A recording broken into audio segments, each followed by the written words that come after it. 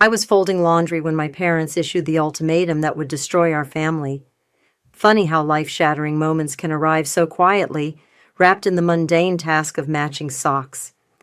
My name is Tessa, and at 26, I never expected to be paying rent to sleep in my childhood bedroom. But there I was, sitting cross-legged on my narrow twin bed, while my mother Quinn stood in the doorway with that particular smile she reserves for uncomfortable conversations. "We need to discuss the new living arrangements," she said, gesturing for my father Wilson to join her. He shuffled in behind her, avoiding my eyes.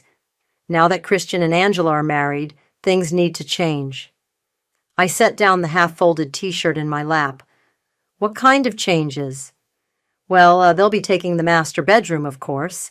Your father and I are moving to the guest suite downstairs, and—" She paused, her smile tightening. "We think it's time you started contributing properly." "Contributing?" I echoed, though I already knew where this was heading.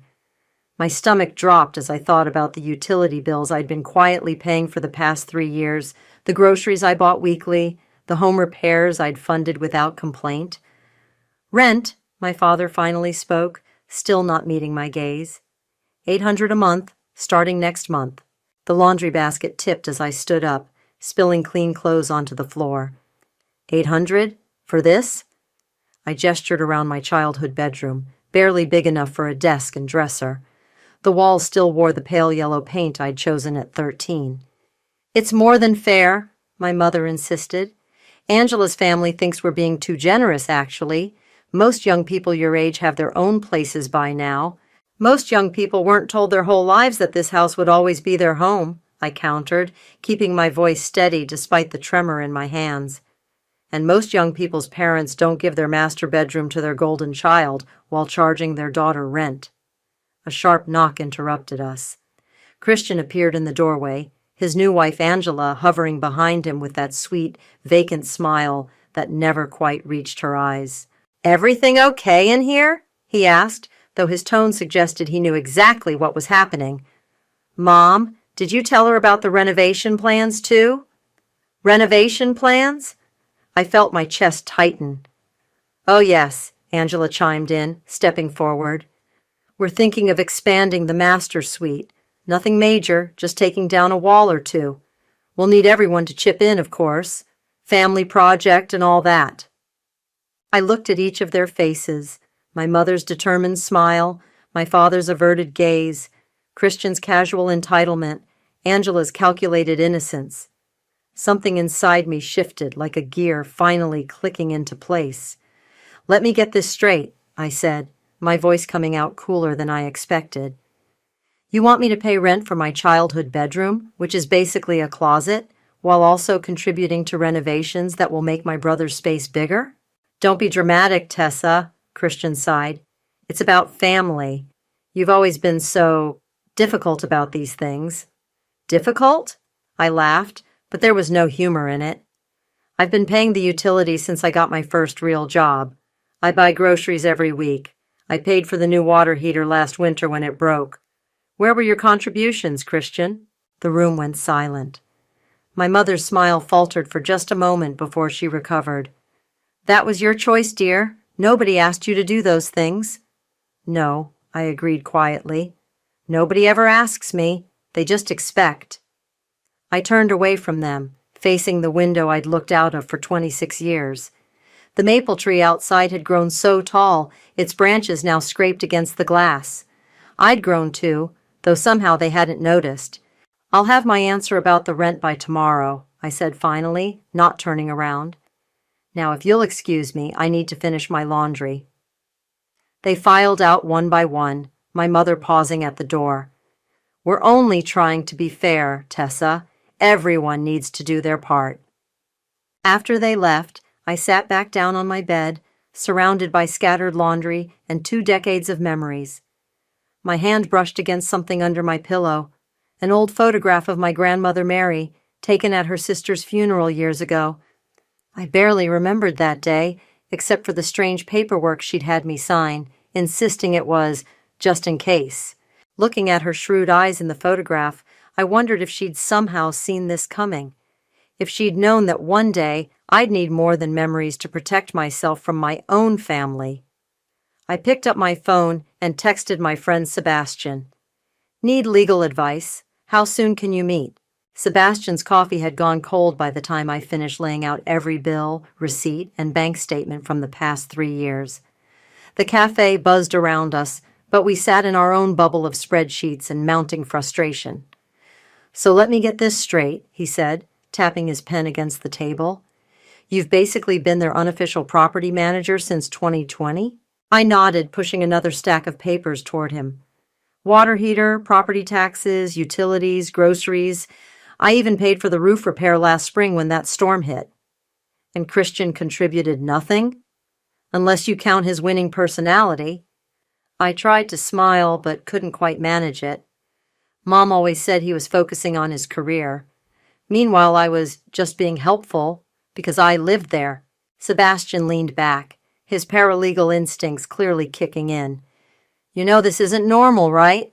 Parents don't usually make one kid pay for everything while giving another the master bedroom.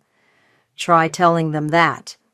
I pulled out my phone, showing him the latest text from my mother. Don't forget, rent starts next month. Angela's father knows a contractor for the renovation estimates. Jesus, Sebastian muttered.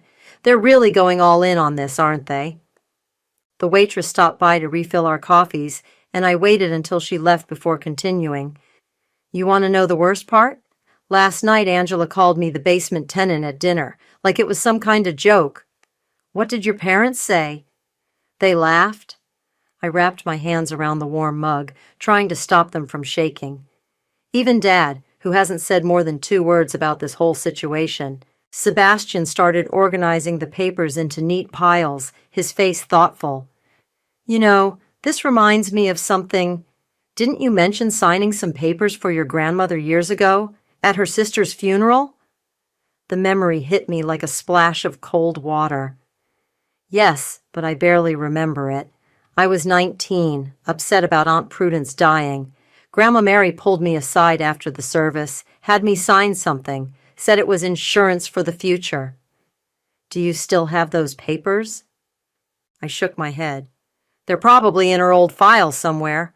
Mom boxed everything up after she died. Find them, Sebastian said firmly. Your grandmother was sharp as a tack until the end. She wouldn't have made you sign something without a reason.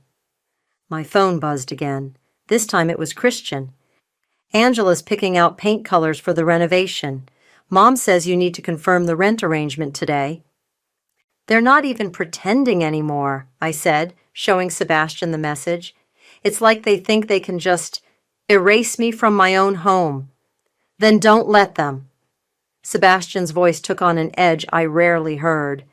Stop paying their bills, start documenting everything, and find those papers from your grandmother.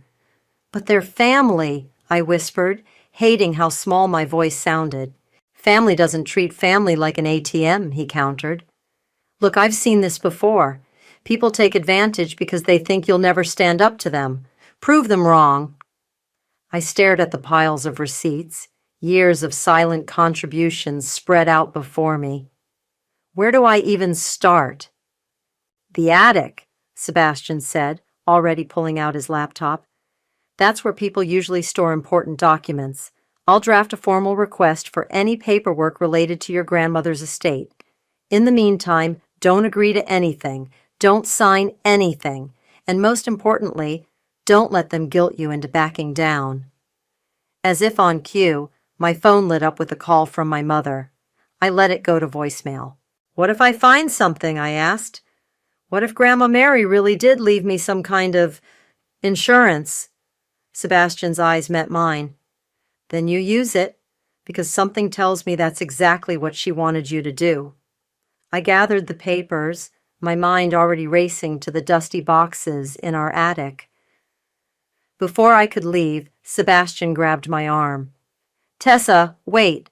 Remember what your grandmother used to say about your Aunt Prudence? How the family pushed her out too? I nodded slowly. She said Prudence wasn't the black sheep. She was just the first one to stop playing their game. Maybe it's time you stopped playing too. Walking home, I thought about Aunt Prudence, about Grandma Mary, about all the quiet women in my family who'd eventually had enough. The house loomed ahead of me, and through the window I could see Angela directing movers who were already rearranging the master bedroom. My phone buzzed one final time. "Angela, don't forget, basement tenant rent is due on the 1st. I looked up at the attic window and made my decision. It was time to find those papers. The attic was a maze of cardboard boxes and forgotten furniture, thick with dust and decades of family secrets. I waited until everyone was asleep before climbing up, armed with a flashlight and determination. My grandmother's belongings had to be here somewhere. 3 hours of searching yielded nothing but sneezing fits and cobwebs until I spotted it. A metal filing cabinet tucked behind Dad's old rowing machine. The drawer stuck at first, protesting with a screech that made me freeze, listening for movement downstairs. Inside, organized with my grandmother's characteristic precision, were dozens of manila folders, birth certificates, tax returns. And there, labeled simply "House," was what I'd been looking for. My hands trembled as I pulled out the deed. The first page looked standard enough, but as I flipped through, my heart stopped. There it was, in black and white, my name, listed as holding 1/4 ownership of the property. My phone was in my hand before I could think. Despite the late hour, Sebastian answered on the second ring. "I found it," I whispered, trying to keep my voice down. "Sebastian, I own part of the house. Grandma Mary left me a quarter share when she died. Send me pictures, every page." He sounded wide awake now. "And Tessa, don't tell your family yet." I heard rustling as he got out of bed, probably heading for his laptop. While I carefully photographed each document, my mind raced. Why hadn't anyone told me about this? How long had they known? "Got them," Sebastian said after a moment. Tessa, this is legally binding. Your grandmother knew exactly what she was doing. The clause is airtight." "What does it mean?"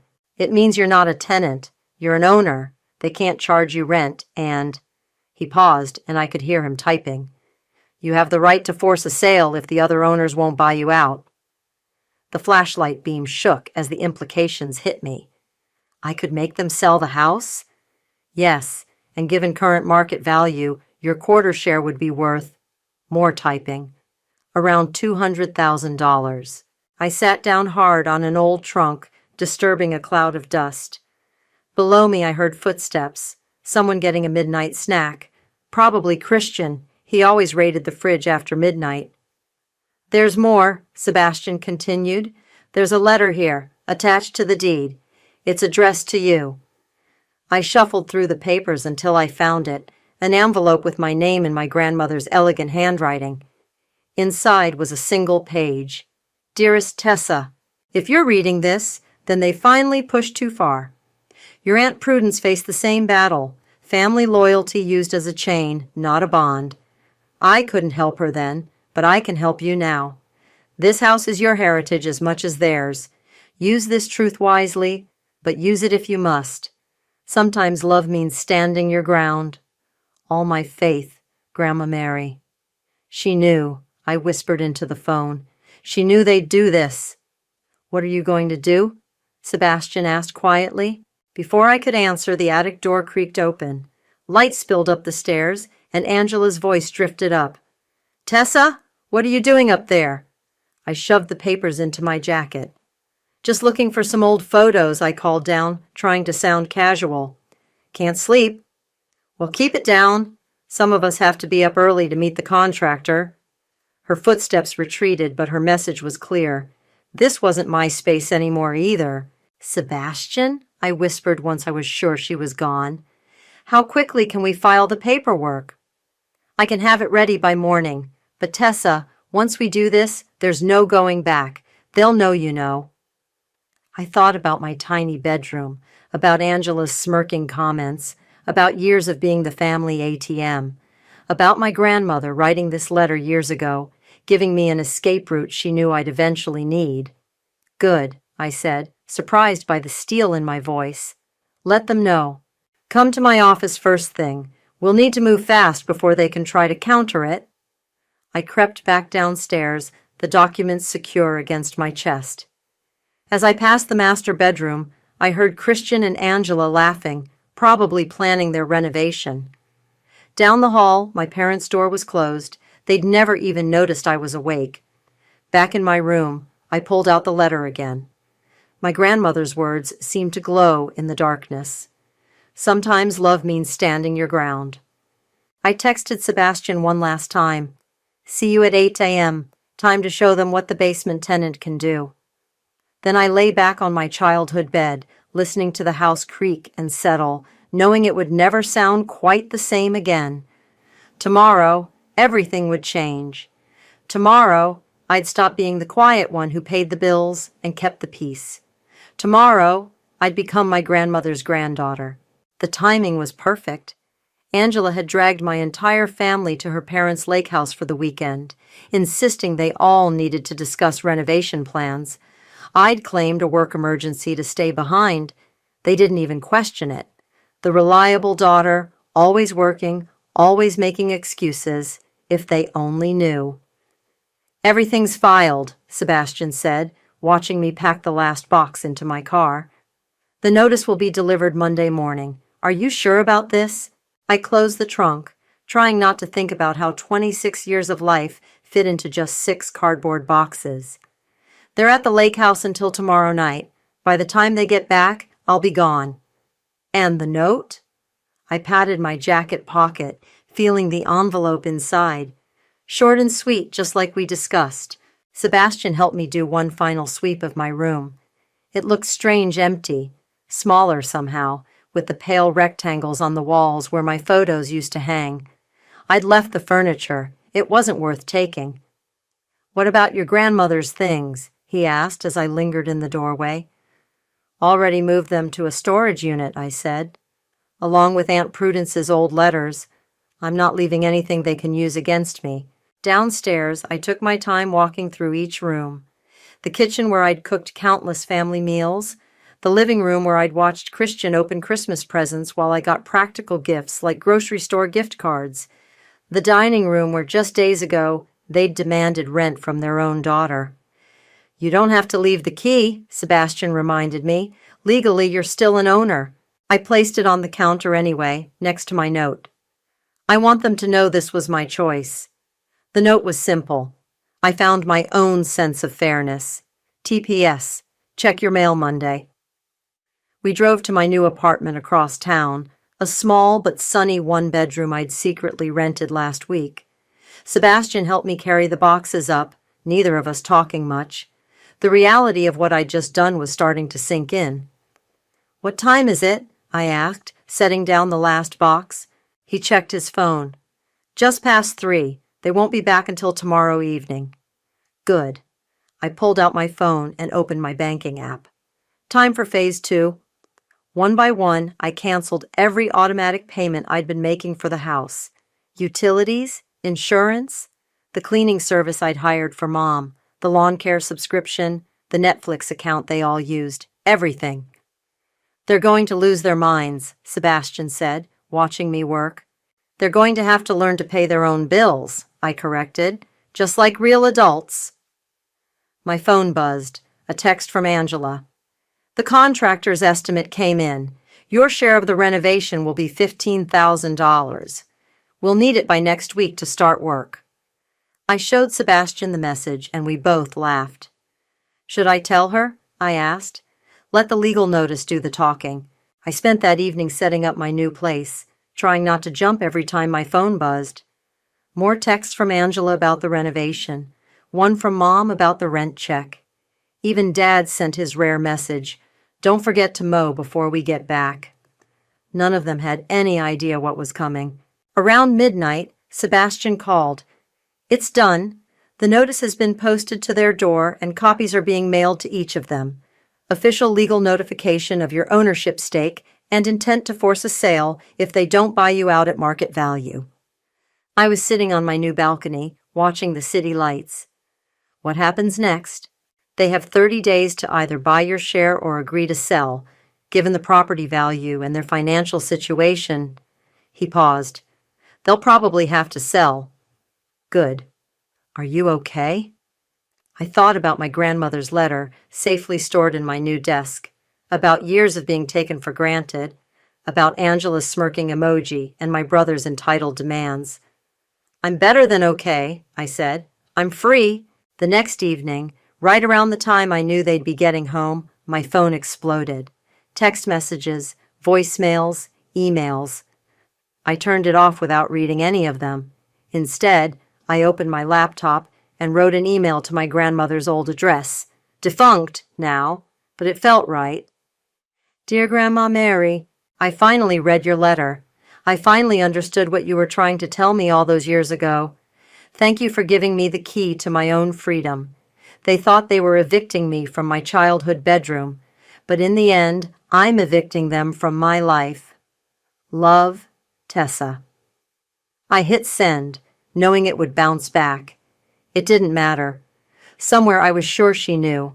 Tomorrow would bring chaos. But tonight, in my quiet new apartment, I was just a girl who'd finally learned to stand her ground. When I finally turned my phone back on 3 days later, I had 147 text messages, 58 missed calls, and one particularly interesting email from Angela. We thought you'd never sink this low. I forwarded it to Sebastian with a single word. Really? He called immediately. Have you read any of the other messages? Not yet. I've been enjoying the silence. I was sitting at my new kitchen counter, drinking coffee I'd made myself, not having to share with anyone.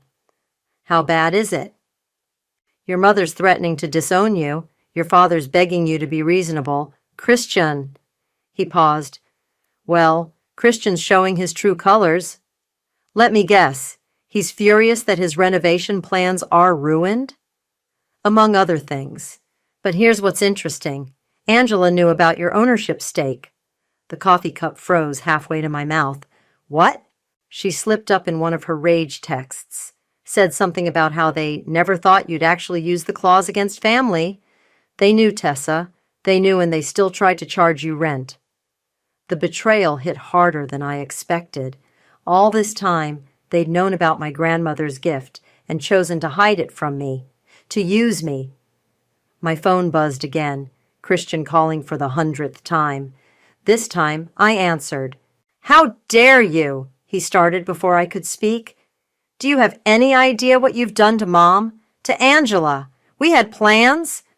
Funny, I had plans too, like not being charged rent for a house I partly own. That was different. You were supposed to be the good sister, the one who helps out.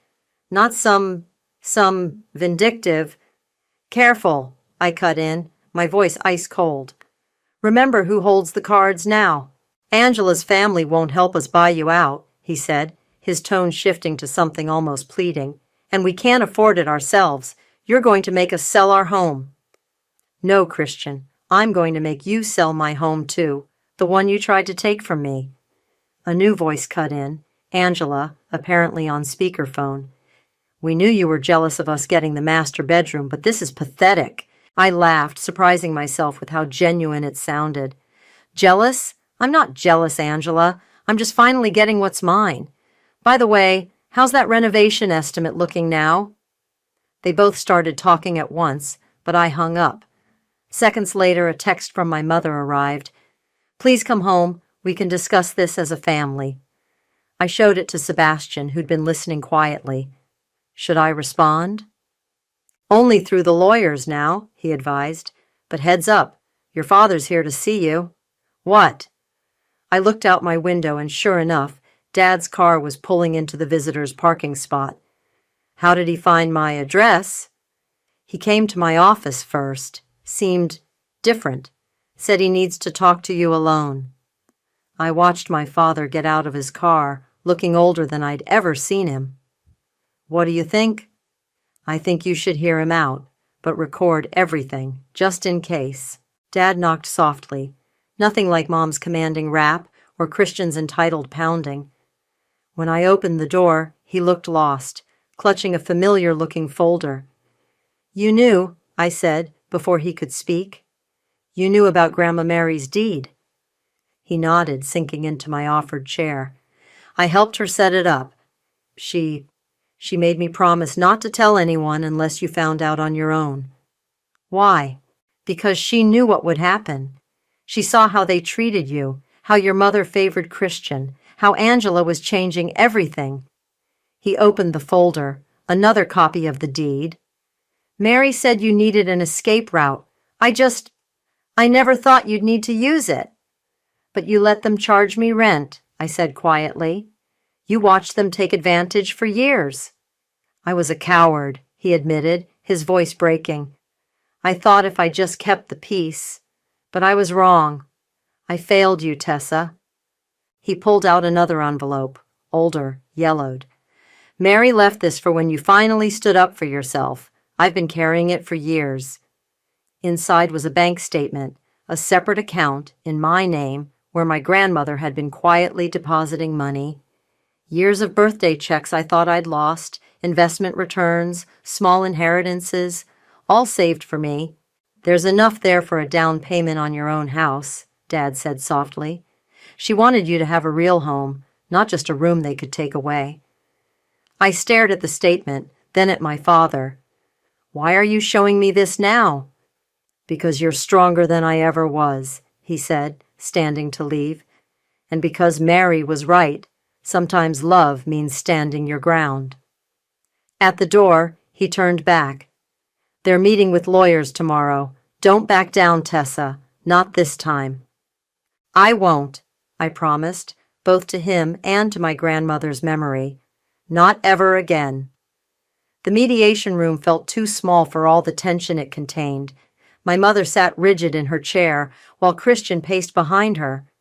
Angela kept checking her phone, probably hoping her family would swoop in with a financial rescue. Dad sat apart from them, staring at his hands. Sebastian touched my arm as the mediator entered. Remember what we discussed. Let me do the talking. Can we please begin? My mother announced before anyone could speak. We're here to talk sense into my daughter. The mediator, a sharp-eyed woman named Rita, raised an eyebrow. Actually, we're here to discuss the legal partition of property ownership. Ms. Tessa has the right to... She has the right to destroy her family? Christian interrupted. To throw us out of our home? Your home? Sebastian opened his briefcase. Let's talk about that. I have here 3 years of utility payments, property tax contributions, and maintenance costs, all paid by Tessa, while you were living there rent-free. Angela scoffed. She chose to pay those. Nobody forced her.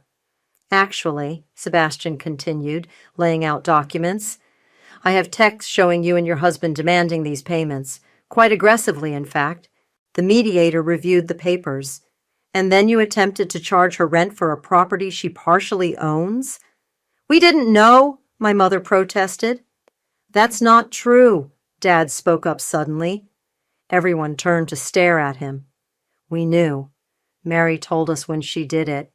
We thought Tessa would never find out. The silence that followed was deafening. My mother's face went white. Wilson, what are you saying? I'm saying we took advantage of our daughter. We knew she owned part of the house, and we still tried to make her pay rent. We still gave her bedroom to Christian. We still treated her like... He looked at me for the first time. Like she didn't matter. This is ridiculous, Christian snapped. Angela's pregnant. We need the space. You can't just... Pregnant. The word slipped out before I could stop it. Angela at least had the grace to look embarrassed. We were going to announce it at family dinner, she mumbled. Before all this. So that's why you needed the renovation done quickly, Sebastian noted, planning to turn Tessa's room into a nursery? My mother seized on this new angle. You see, you can't force a sale now. Not with a baby coming. What kind of aunt would do that to her own niece or nephew? The kind who's tired of being used, I said, finally breaking my silence.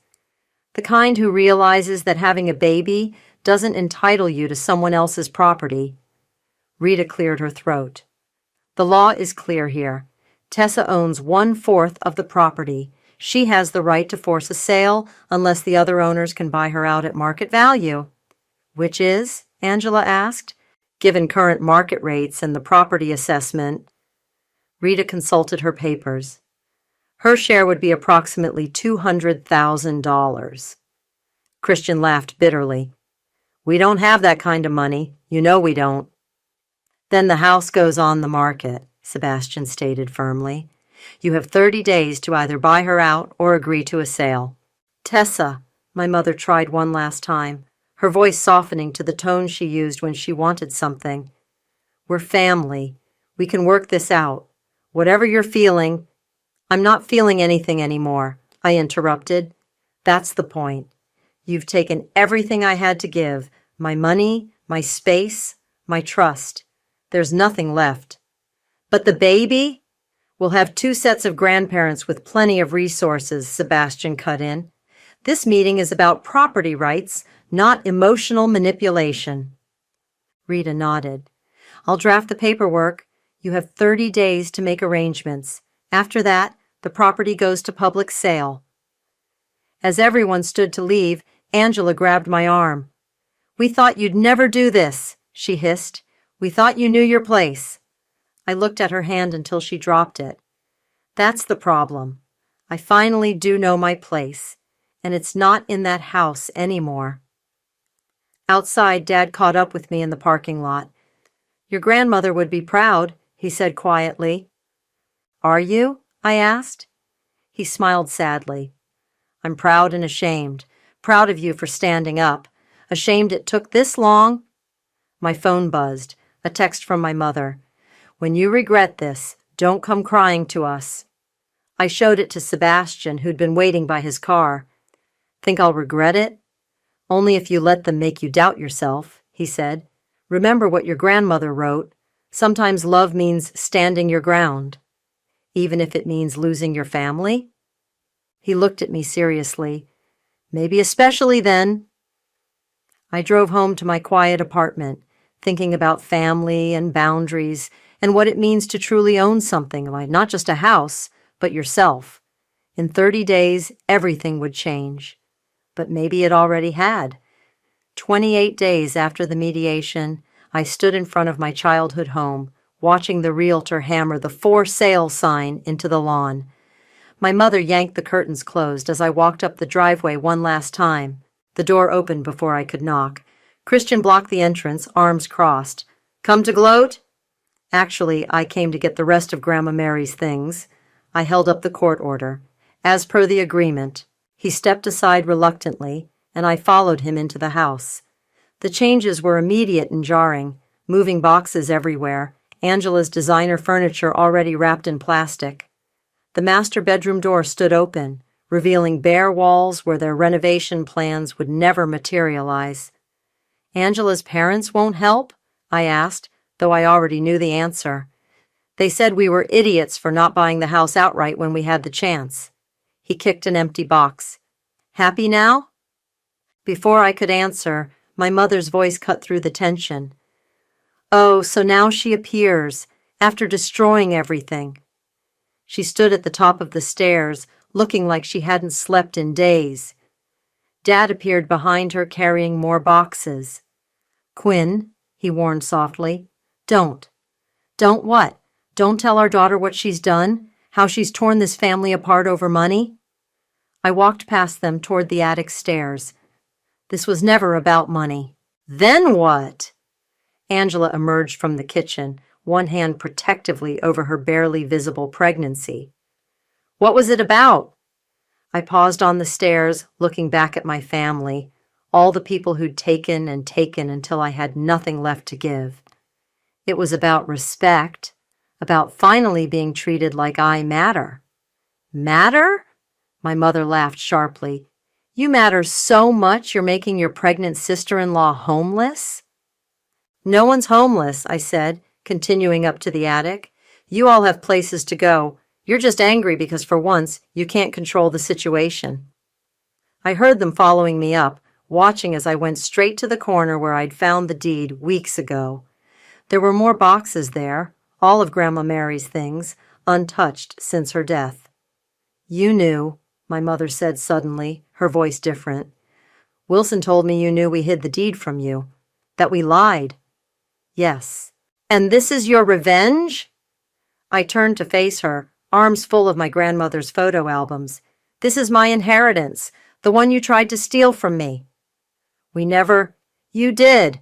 You knew I owned part of this house and still tried to charge me rent, still gave away rooms that weren't yours to give, still treated me like a tenant in my own home. Angela stepped forward.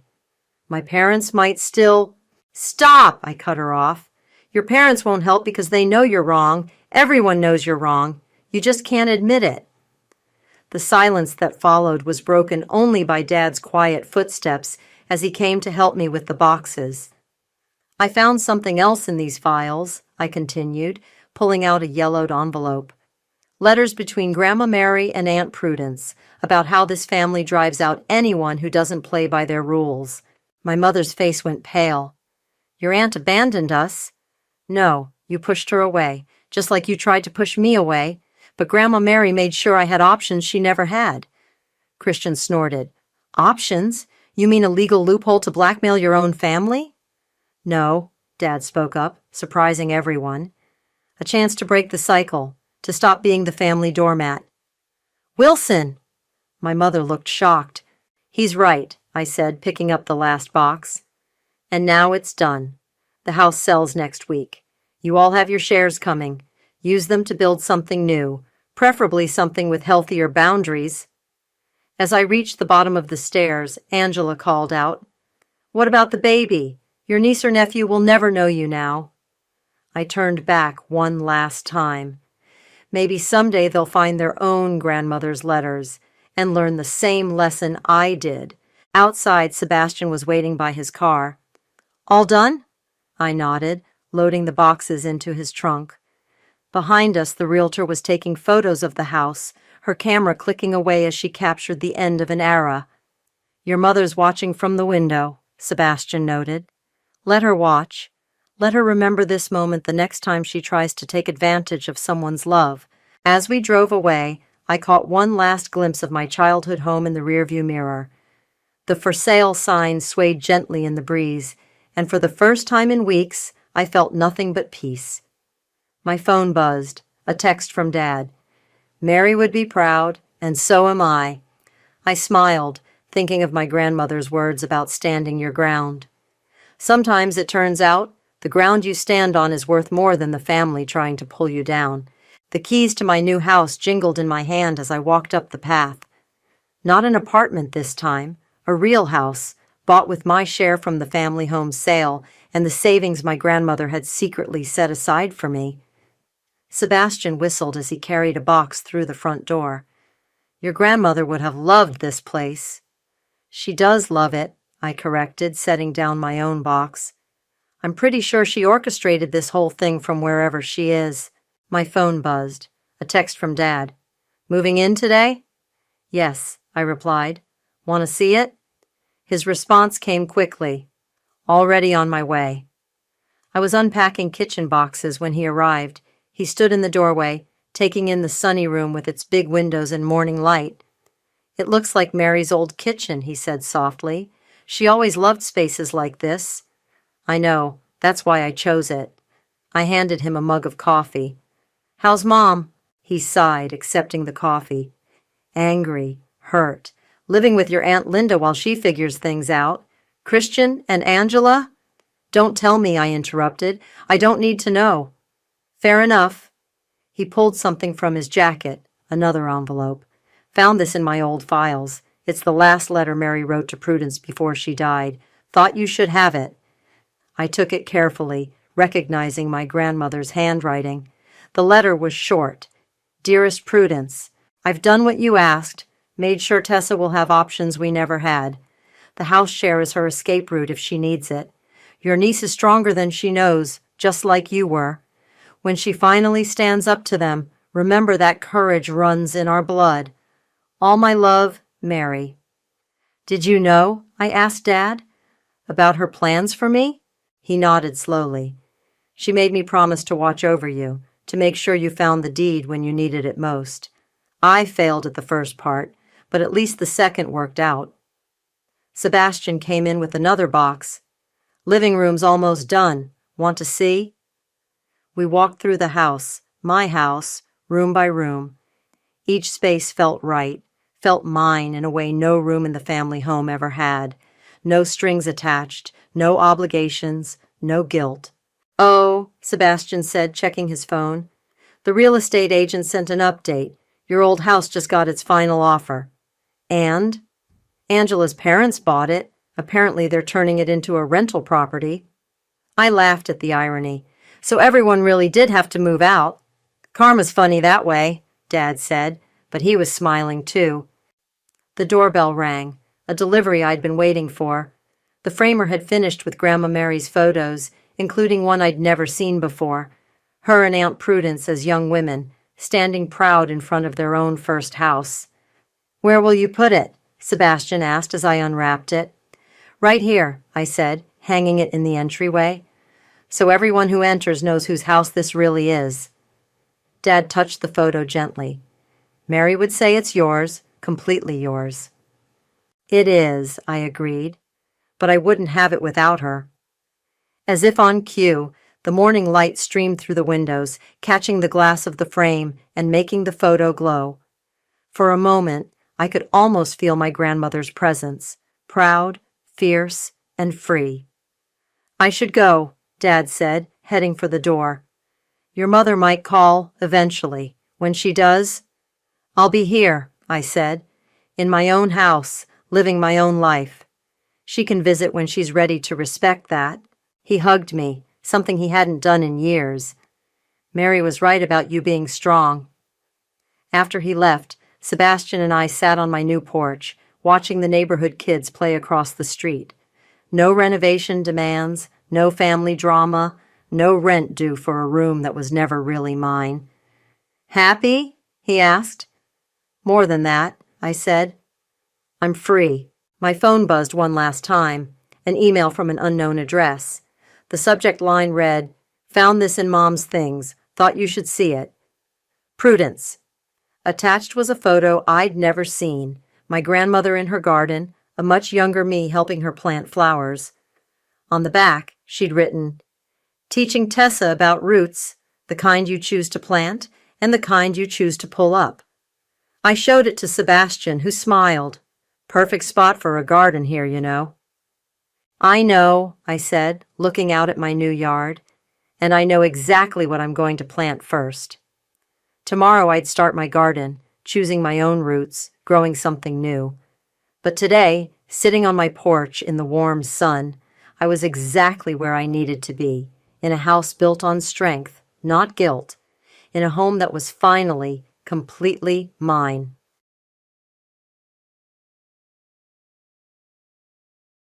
"Sarah, we need to talk," my husband, Michael, said. His voice sounded sad, but I knew he was pretending. I looked up from my laptop where I was planning our home renovation. His mother, Linda, stood beside him, dabbing her eyes with a tissue. My stomach tightened. I knew this act. Linda was very good at fake crying. "The doctor says I have 6 months to live," Linda said, her voice shaking. "I don't want to be alone at the end." She fell into our armchair, the same one I had seen her measuring last week, complaining it didn't match her decor. "My name is Sarah Parker, and at 34, I had finally bought my dream home.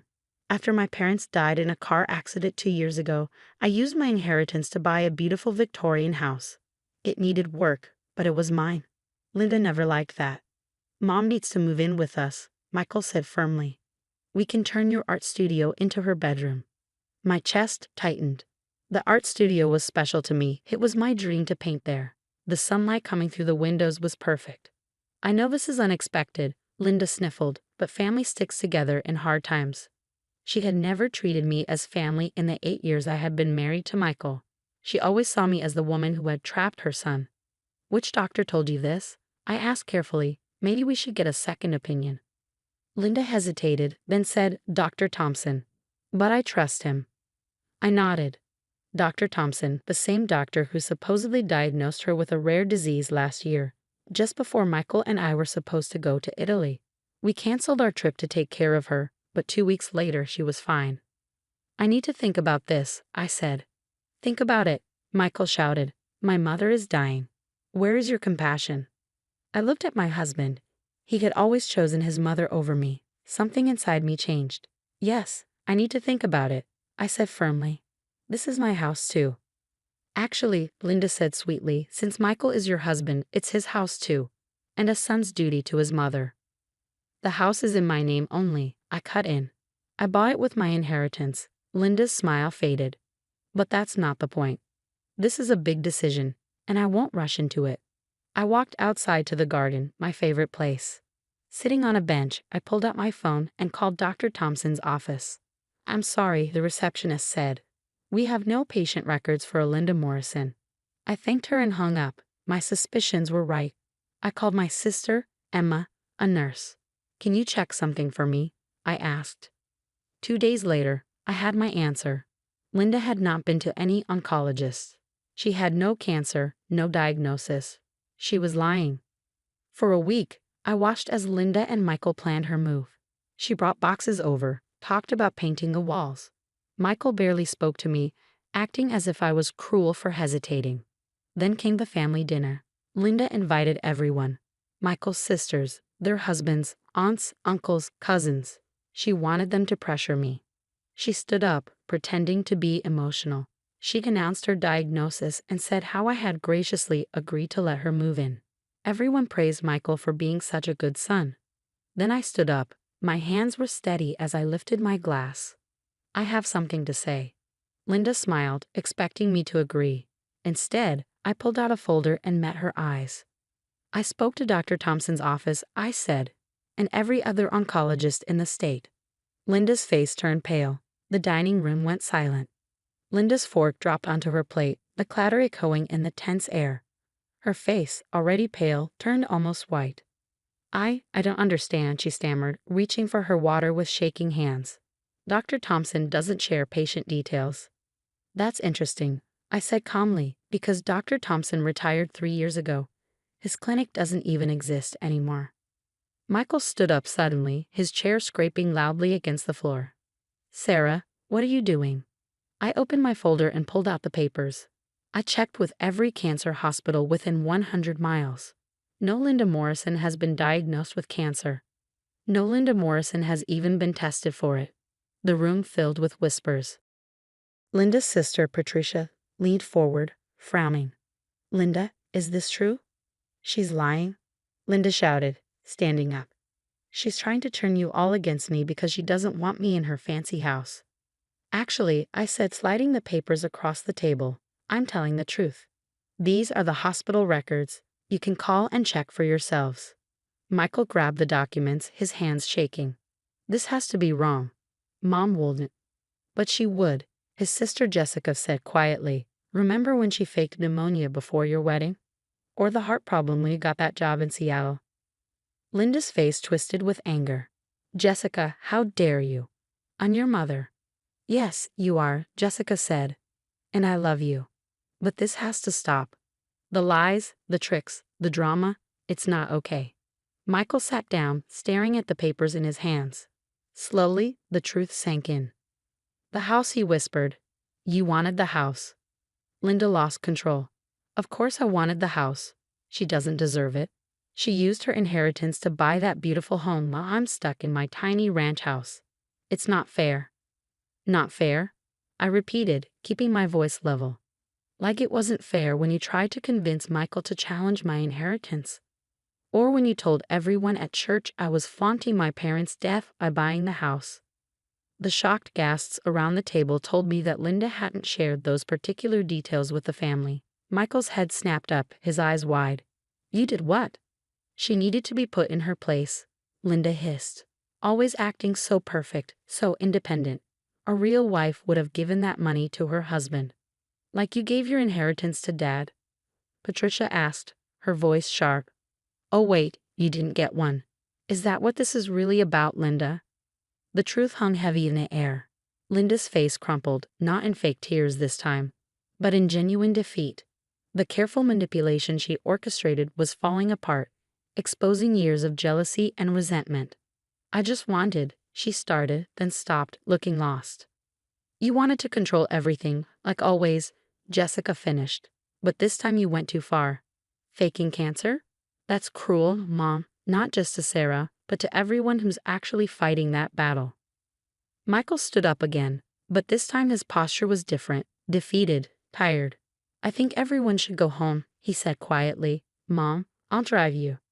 But Michael, Linda protested. No, Mom, not this time. As the family filed out, each person avoiding Linda's desperate gaze, I stayed at the table, my hands clasped tightly in my lap. Patricia stopped beside me, placing a gentle hand on my shoulder. I'm sorry, she said softly. We should have seen it sooner. After everyone left, I began clearing the barely touched dinner plates, the sound of Michael's car starting and pulling away echoing in the quiet house. I wasn't sure if he'd come back tonight. I wasn't sure of anything anymore. But as I stood in my kitchen in my house, I felt something unexpected, relief. The truth was finally out, and with it, the weight of years of subtle manipulation and forced smiles lifted from my shoulders. I walked to the window that overlooked my garden, watching the sunset paint the sky in shades of pink and gold. Whatever happened next, I knew I'd done the right thing. My parents had taught me to stand up for myself, and tonight, I finally had. The sound of the front door opening made me turn. Michael stood in the doorway, his face etched with exhaustion and something else. Shame. I dropped her off at home, Michael said, his voice rough. She cried the whole way there, said I was choosing you over her. I stayed silent, watching as he moved into the kitchen, looking lost in the space that had always been our home. He ran his hand over the counter, the one we picked up together during our renovation. But that's not what this is about, is it? He continued. This is about choosing truth over lies. I've been blind, Sarah, so blind. I leaned against the sink, crossing my arms. Yes, you have. All those times she had emergencies, conveniently when we were about to do something important. He shook his head. The tropical disease before our Italy trip, the heart palpitations when I got the Seattle job offer, and now this. She knew what she was doing, I said softly. She always has. Michael looked at me, really looked at me, perhaps for the first time in years. How did you stay? Knowing she was manipulating everything, watching me believe her every time. Because I loved you, I replied simply. But Michael, I won't do it anymore. I can't. He nodded, sinking into one of our kitchen chairs. I don't expect you to. What she did, faking cancer, his voice broke. My aunt died of cancer last year. How could she use that? I moved to sit across from him, feeling the weight of this moment. Your mother needs help, Michael. Professional help. This isn't normal behavior. Jessica's already looking into family therapists, he said. She thinks Mom's behavior has gotten worse since Dad died. The need to control everything, to be the center of attention. We sat in silence for a while, the ticking of the kitchen clock marking time as we both processed the evening's events. Finally, Michael reached across the table, his hand open, palm up. I know I don't deserve it, he said quietly, but I'd like a chance to make this right. To be the husband you deserve, not just the son my mother wanted me to be. I looked at his outstretched hand, thinking of all we'd been through. It won't be easy, I warned. There needs to be boundaries. Real ones. I know he agreed. No more emergency visits, no more guilt trips, no more letting her make decisions about our life. And he hesitated, then continued firmly. I think we should go to counseling too. Together. I need to understand how I let this happen, how I hurt you by always putting her first. I felt tears prick at my eyes, not from sadness, but from relief. This was the man I'd married, the one who'd been buried under years of his mother's manipulation. Okay, I said, placing my hand in his. We can try. The next few months weren't easy. Linda alternated between tearful apologies and bitter accusations, but we held firm to our boundaries. Michael started therapy, both with me and on his own, working through years of ingrained patterns. I finished my art studio, filling it with canvases and light. Sometimes, when I'm painting there, I think about that family dinner and how close I came to losing my dream home to Linda's schemes. But then I look at the changes in our lives, the peace, the honesty, the renewed connection between Michael and me, and I know it was worth it. Linda eventually agreed to counseling, though it took Jessica and Patricia's ultimatum to get her there. She's learning slowly to build relationships based on truth rather than manipulation. Last week, she even sent me a card, a real one, apologizing for everything. It's a small step, but it's something. Michael and I finally took that trip to Italy, sending postcards to his mother from every city we visited. When we returned, our house was exactly as we'd left it. No emergencies, no drama, just home. Yesterday, as I worked in my garden, I found the first rosebud of spring pushing through the soil. Like that tiny flower, our family is growing in new ways, healthier ways. It's not perfect, but it's real, and that's all I ever wanted. The house stands as it always has. But now it feels different. It's not just my sanctuary anymore. It's our home, mine and Michael's, built on a foundation of truth and trust. And that's something no manipulation could ever provide.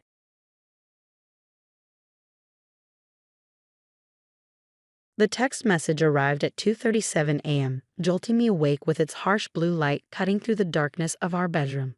My first thought was something must be wrong. No one sends messages at this hour unless it's an emergency. My name is Elena Martinez, 35 years old, and little did I know that this single message would be the first thread in a complex tapestry of betrayal that would change everything. "We need to talk," the message read. It was from Sophia, my husband Michael's sister. I'd always known Sophia didn't like me. From the moment Michael and I got married 5 years ago, there was something beneath her polite smile. A tension, a barely concealed disdain that made family gatherings feel like walking through a minefield. Michael stirred beside me, his breathing deep and steady. He'd been working late at the law firm, something that had become increasingly common over the past few months.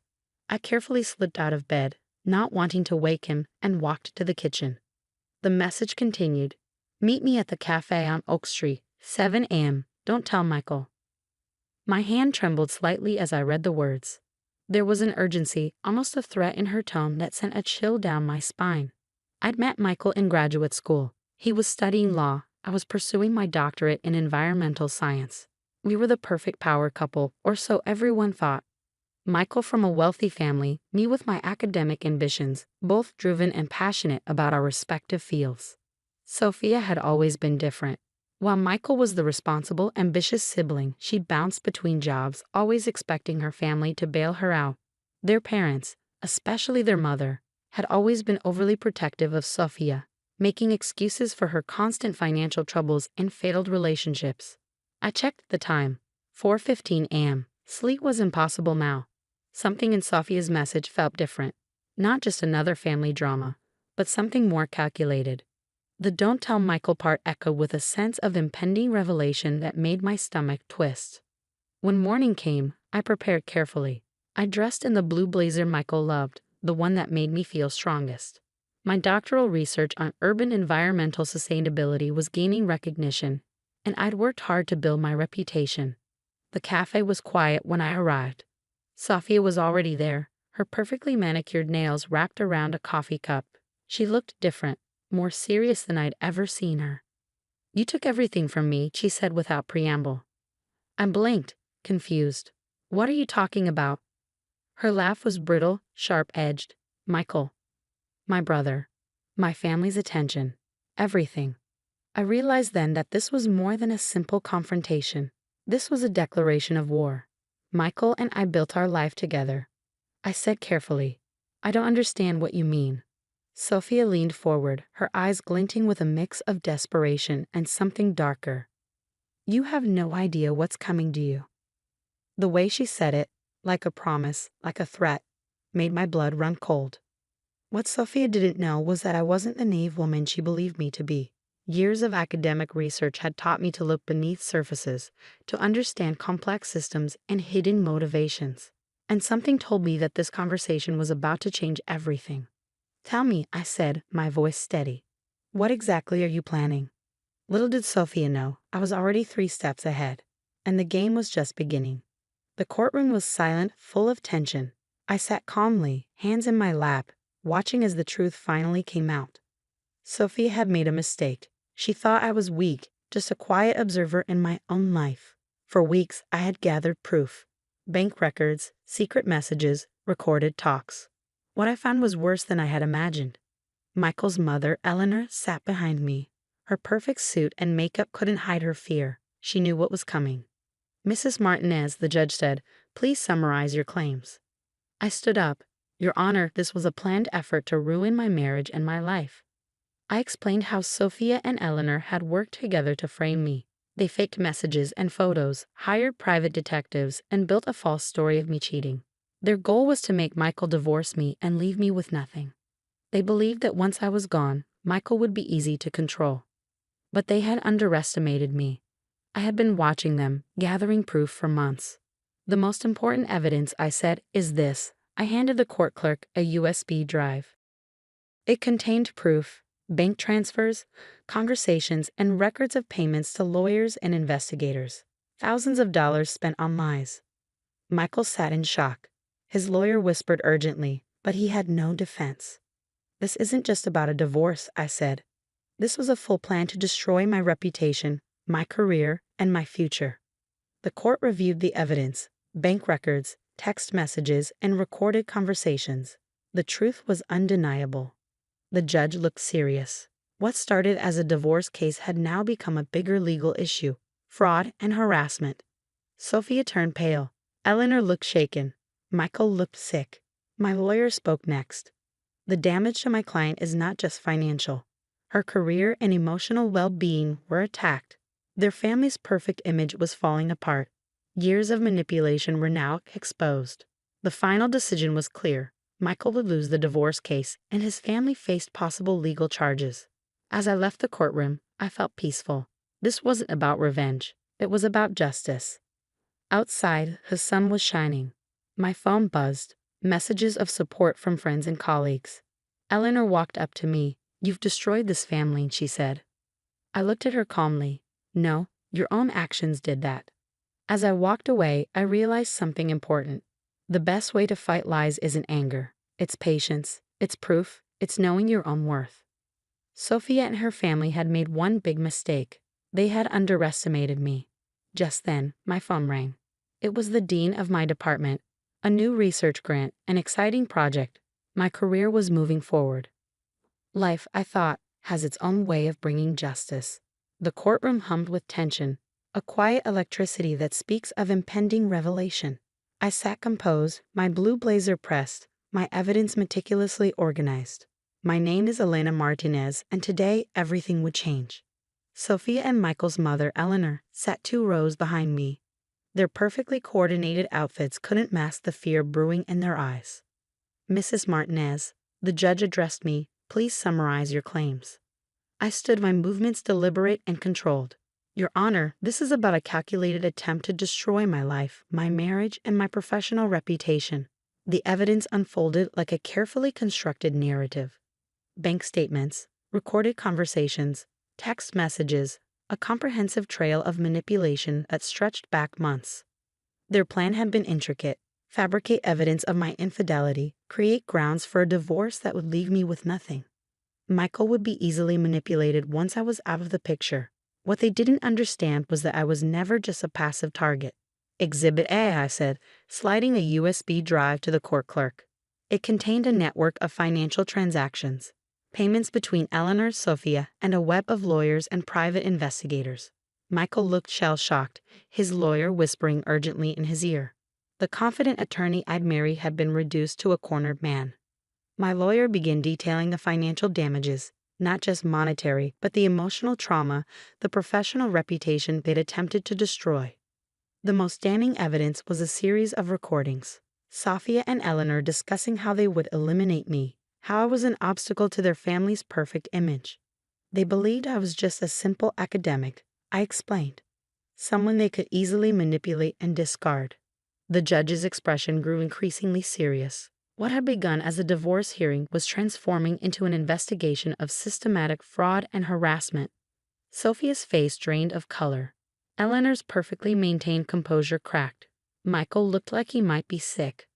When the hearing concluded, the results were definitive: a complete dismantling of their elaborate scheme. Michael would not only lose the divorce proceedings but potentially face legal consequences. As we left the courtroom, a strange calm settled over me. This wasn't about revenge. This was about justice, about protecting myself when no one else would. Outside, the summer sun blazed. My phone buzzed with messages of support from colleagues, my research team, people who understood my true value. Eleanor approached, her usual confidence gone. "You've destroyed this family," she whispered. I met her gaze, calm and direct. No, I replied.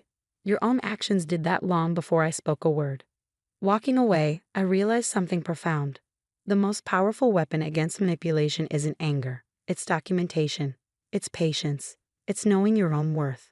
My academic training had prepared me for this moment. The ability to observe, to collect evidence, to build a comprehensive case. These were skills I'd honed for years. Sophia and her family had made one critical mistake. They had underestimated me. As I stepped into the sunlight, my phone rang. The dean of my department, a new international research grant, a collaboration that would take my work to unprecedented levels. Life, I realize, has its own way of delivering justice. Later that evening, sitting in my apartment, I reflected on the day's events. The carefully constructed plan that had taken months to unravel. The family dynamics that had been toxic long before I entered the picture. My research on urban environmental sustainability had taught me something crucial. Systems are complex. Family systems, legal systems, personal relationships, they all have hidden currents, unspoken rules. I had navigated those currents. I had survived. A message from a colleague caught my eye. Impressive work today, it read. Not many would have the patience, the strategic thinking to pull this off. I smiled. This wasn't just a victory. This was a statement.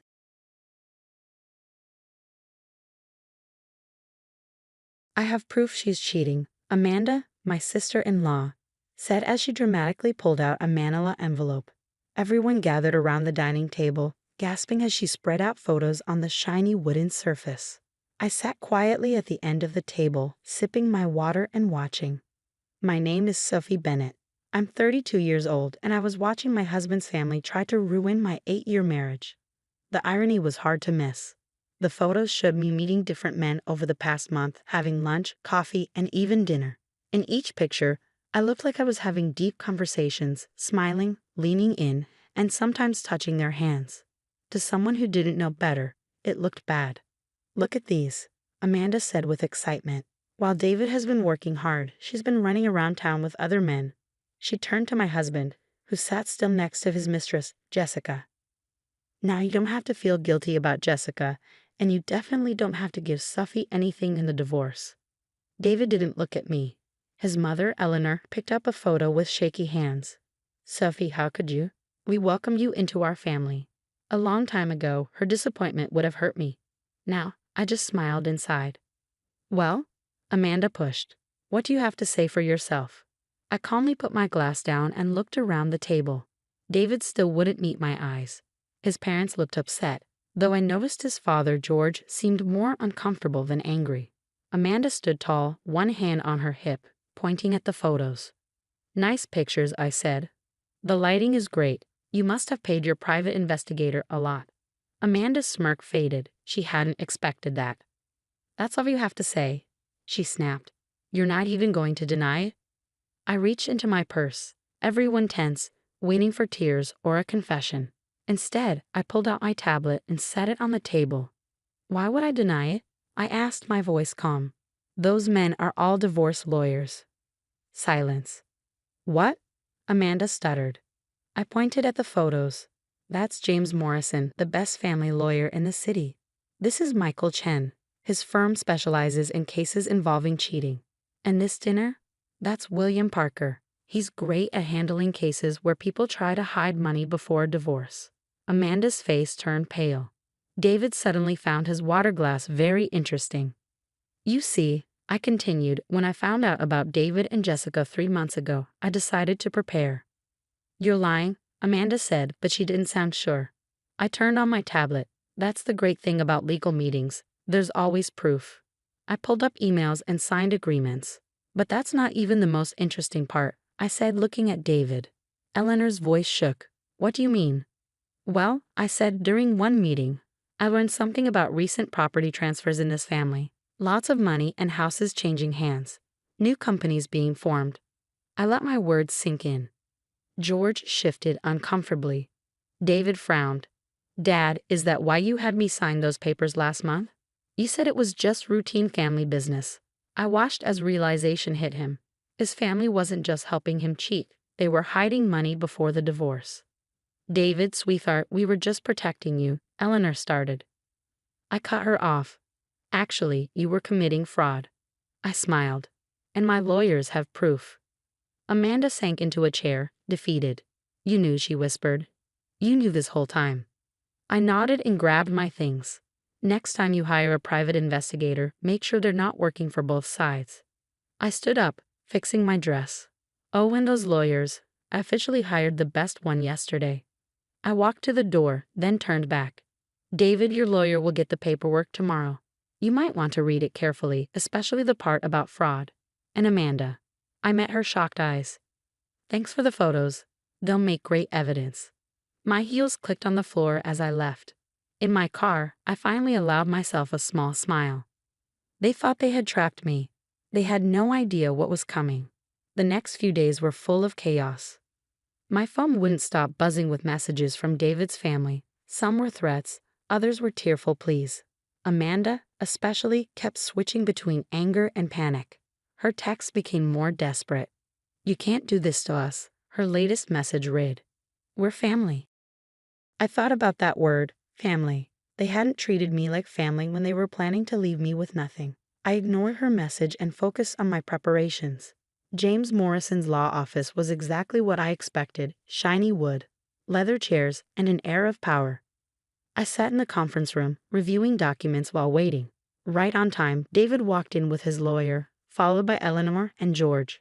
Amanda was last, trying to look confident but failing. Mrs. Bennet. James greeted me with a nod. Shall we begin? I watched David's face as James laid out the evidence. He turned pale when we presented our timeline. Every shady property transfer, every new company, every attempt to hide money. Eleanor grabbed his arm when James mentioned possible criminal charges. This is nonsense, David's lawyer said. These were just normal family business decisions. Are they? I asked, sliding a stack of papers forward.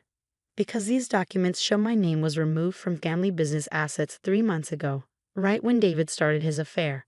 Quite a coincidence, don't you think? George shifted in his seat.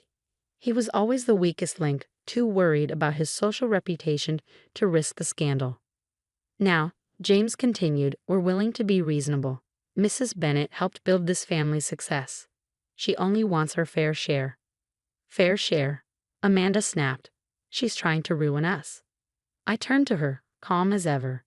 No, Amanda. I'm protecting what I helped create. Would you like me to play the recording of you and David discussing how to keep that gold digger from getting anything? Her face went white.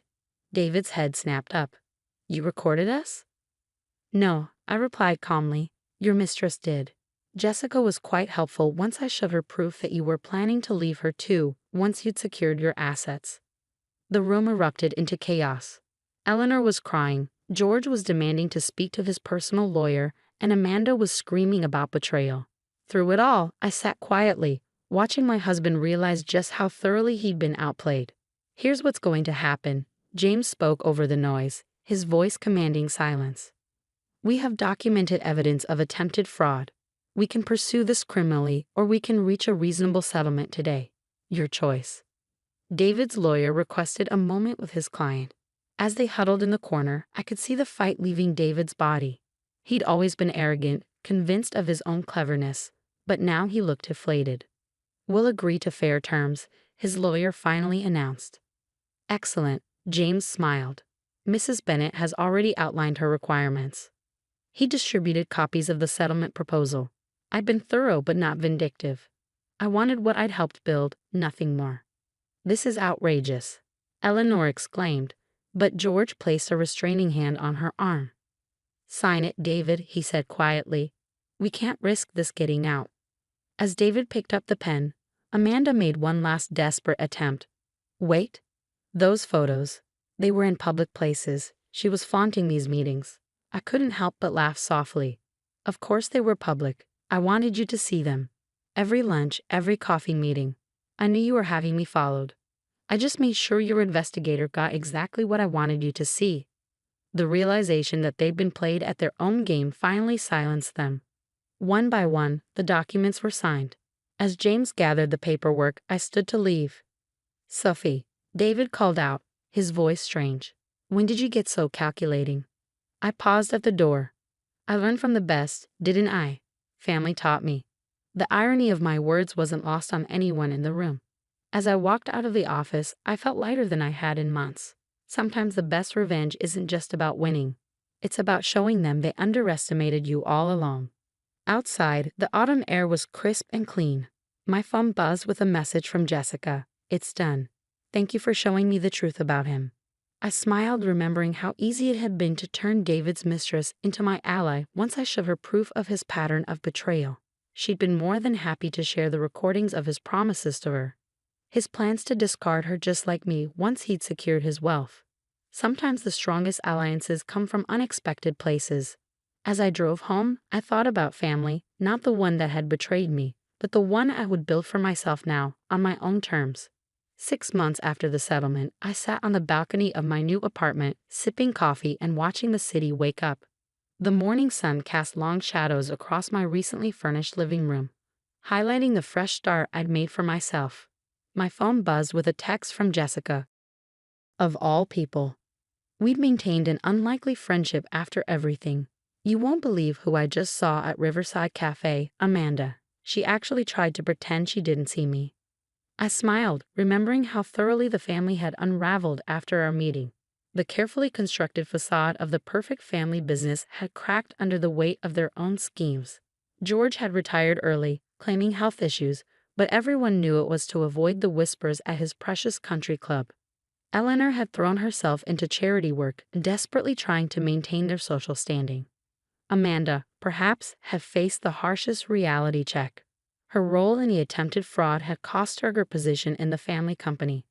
Last I heard, she was working as a junior accountant at a small firm, a significant step down from her former executive title. My phone rang. It was James Morrison. Sophie, he greeted warmly, just wanted to let you know the last of the transfers are complete. Everything's officially settled.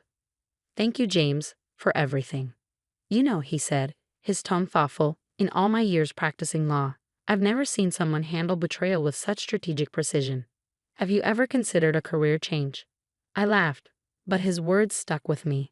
In outmaneuvering David and his family, I discovered parts of myself I never knew existed: strength, cunning, and an ability to see 3 moves ahead. Later that afternoon, I met Laura, my closest friend, for lunch. She'd been my rock throughout everything, one of the few people who knew the whole story from the beginning. Have you heard? She asked, sliding into her seat. David's been demoted. Apparently, some of his business decisions during the whole divorce drama didn't sit well with the board. I shook my head. I'm not surprised. He always did think he was smarter than everyone else. Speaking of smart, Laura leaned forward. How's the new venture going? After the settlement, I used part of my settlement to start a consulting firm, helping other women navigate complex divorces and financial disputes. It felt right, using my experience to help others protect themselves. We're expanding, I said, unable to hide my pride. Opened a second office last week. Look at you, Laura grinned.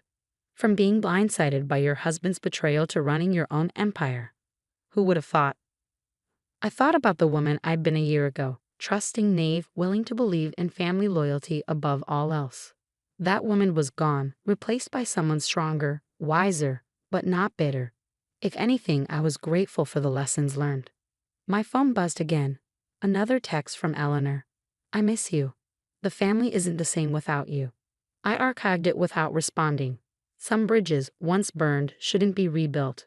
That evening, as I reviewed applications for my firm's mentorship program, I reflected on how life had changed. The family that had tried to destroy me had inadvertently set me free. Their attempts to leave me with nothing had pushed me to become something more than I'd ever imagined. The doorbell rang. It was Jessica with a bottle of wine. Our monthly catch-up sessions had become a tradition of sorts. To Karma, she raised her glass, settling onto my couch. David's dating someone new, by the way. Poor girl has no idea what she's getting into. Should we warn her? I asked, half joking. Jessica laughed. Something tells me she'll figure it out on her own. Besides, I hear she's quite clever with computers. Maybe she'll catch on faster than we did. We shared a knowing look. Sometimes the best revenge isn't about getting even. It's about moving forward while watching karma do its work. As the sun set over the city, casting an orange glow through my windows. I felt at peace. The family that had tried to write me off as naive had taught me the most valuable lesson of all. Never underestimate someone who has nothing left to lose. My new life wasn't built on revenge or bitterness. It was built on wisdom, strength, and the knowledge that sometimes the worst betrayals lead to the best beginnings. I raised my glass to the setting sun, silently thanking them for teaching me exactly who I could become. The story of how my husband's family tried to destroy me had become the catalyst for my greatest transformation. Sometimes the best revenge isn't about getting even, it's about getting better.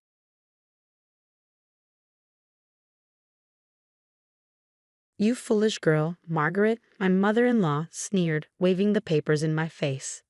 "Did you really think Anthony would share anything with you? You signed everything away." I sat at my kitchen table calm, watching her ruin the edges of what she thought was my defeat. Her fancy clothes and perfect hair couldn't hide the smugness on her face. "You should read those papers again," I said quietly, sipping my tea. "I'm Olivia, 34 years old, and my marriage was falling apart in the most predictable way. My husband, Anthony, had fallen for his 23-year-old secretary. Typical. But what wasn't typical was how I had prepared for this. Margaret expected me to cry, to beg. Instead, I was calm, even smiling. "These are the papers you signed last month," she insisted, pointing at my signature, "giving up all claims to Anthony's money and property. His lawyer made sure of it." I nodded. "Oh yes, Anthony's lawyer, the one you recommended. Mr. Peters, wasn't it?" Margaret's smugness wavered. For the first time, she looked unsure. "What are you saying?" she snapped. "Mr. Peters is one of the best. He's handled our family's legal matters for years." "Oh, I know," I said, getting up to refill my cup. "Just like I know about the other papers I signed that day. 3 months ago, I noticed the signs, late nights, secret calls, sudden interest in his looks. But what really gave it away was Margaret. She visited more often, always suggesting I protect the family assets. "You should keep your inheritance separate," she'd say. "Let Anthony handle investments." She always had a story about some poor wife who lost everything in a divorce. I played along, pretending to be the naive small-town girl she thought I was. What she never realized was that I had been watching and learning for 8 years. Margaret's confidence cracked. "What other papers?" she asked, nervous now. I walked to my home office, with Margaret following behind. From my drawer, I pulled out a thick envelope.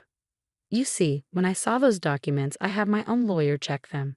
And she found something interesting. Anthony had been hiding money." Margaret's face turned pale. "You had no right." "I had every right," I interrupted. "I'm his wife. And when my lawyer saw the hidden accounts, the property transfers to your name, she told me to sign your papers, and mine too." I spread out the documents, 8 years of financial records, bank statements, property transfers, and most importantly, emails between Margaret and Anthony, plotting to leave me with nothing.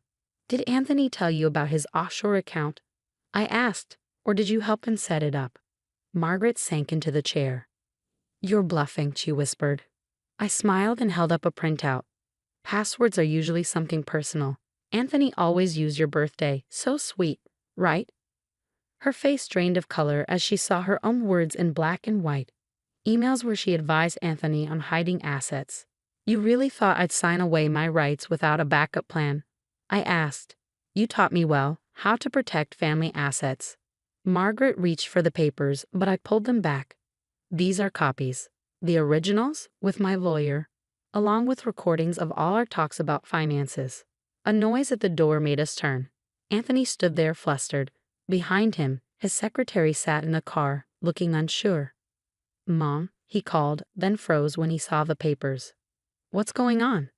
I smiled, gathering everything into the envelope. "Perfect timing. We were just talking about the documents you had me sign, and some other things you might want to hear." His confusion was almost funny. Like his mother, he thought he was smart. He never imagined the quiet girl he underestimated had been planning all along. I gestured toward the kitchen table.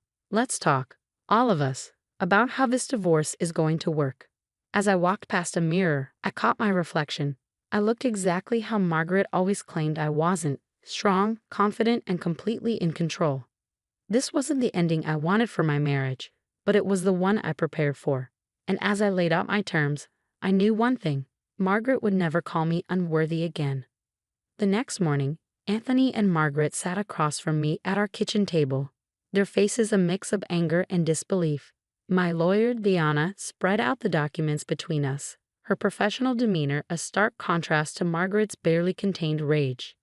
"This is blackmail," Margaret hissed, her perfectly styled hair slightly disheveled from running her hands through it repeatedly.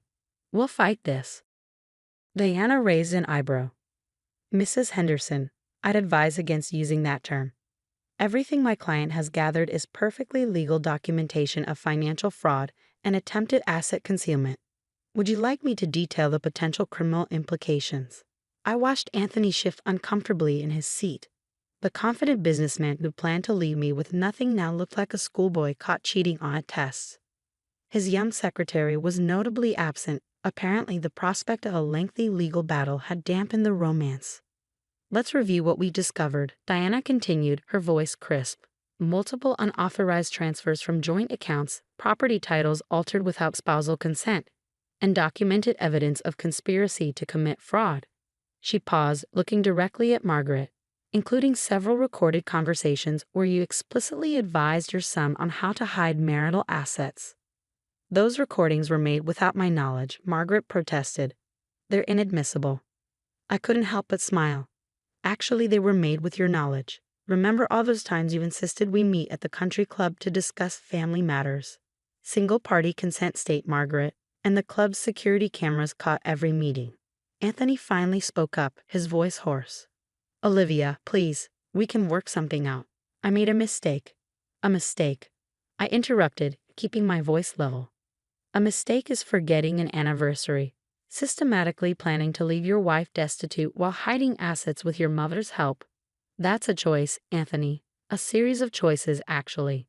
Deanna pulled out another document. "Here's what my client is proposing. A fair division of assets, including the properties transferred to Mrs. Henderson's name in the past year. In exchange, we don't pursue criminal charges for fraud." Margaret's face turned an interesting shade of red. "Criminal charges? You wouldn't dare." "The IRS is very interested in undisclosed offshore accounts," I said quietly, "especially ones used to hide marital assets. Would you like to explain to them why you're listed as a signatory?" The color drained from both their faces. Anthony looked at his mother in shock. "Mom, you're on my offshore account?" Margaret's composure finally cracked. "I was protecting you. That girl never deserved you or our family's money. I had to make sure." "That's enough." Anthony's voice was sharp. "You told me this would be simple. That Olivia would never figure it out. That she'd just accept whatever we gave her." I sat back, watching mother and son turn on each other. 8 years of dealing with Margaret's subtle manipulations and condescension had taught me patience. Now I was watching her carefully constructed plan implode, taking her relationship with her son down with it. "You know what the funny thing is?" I said, drawing their attention back to me. "I would have been fair in a divorce.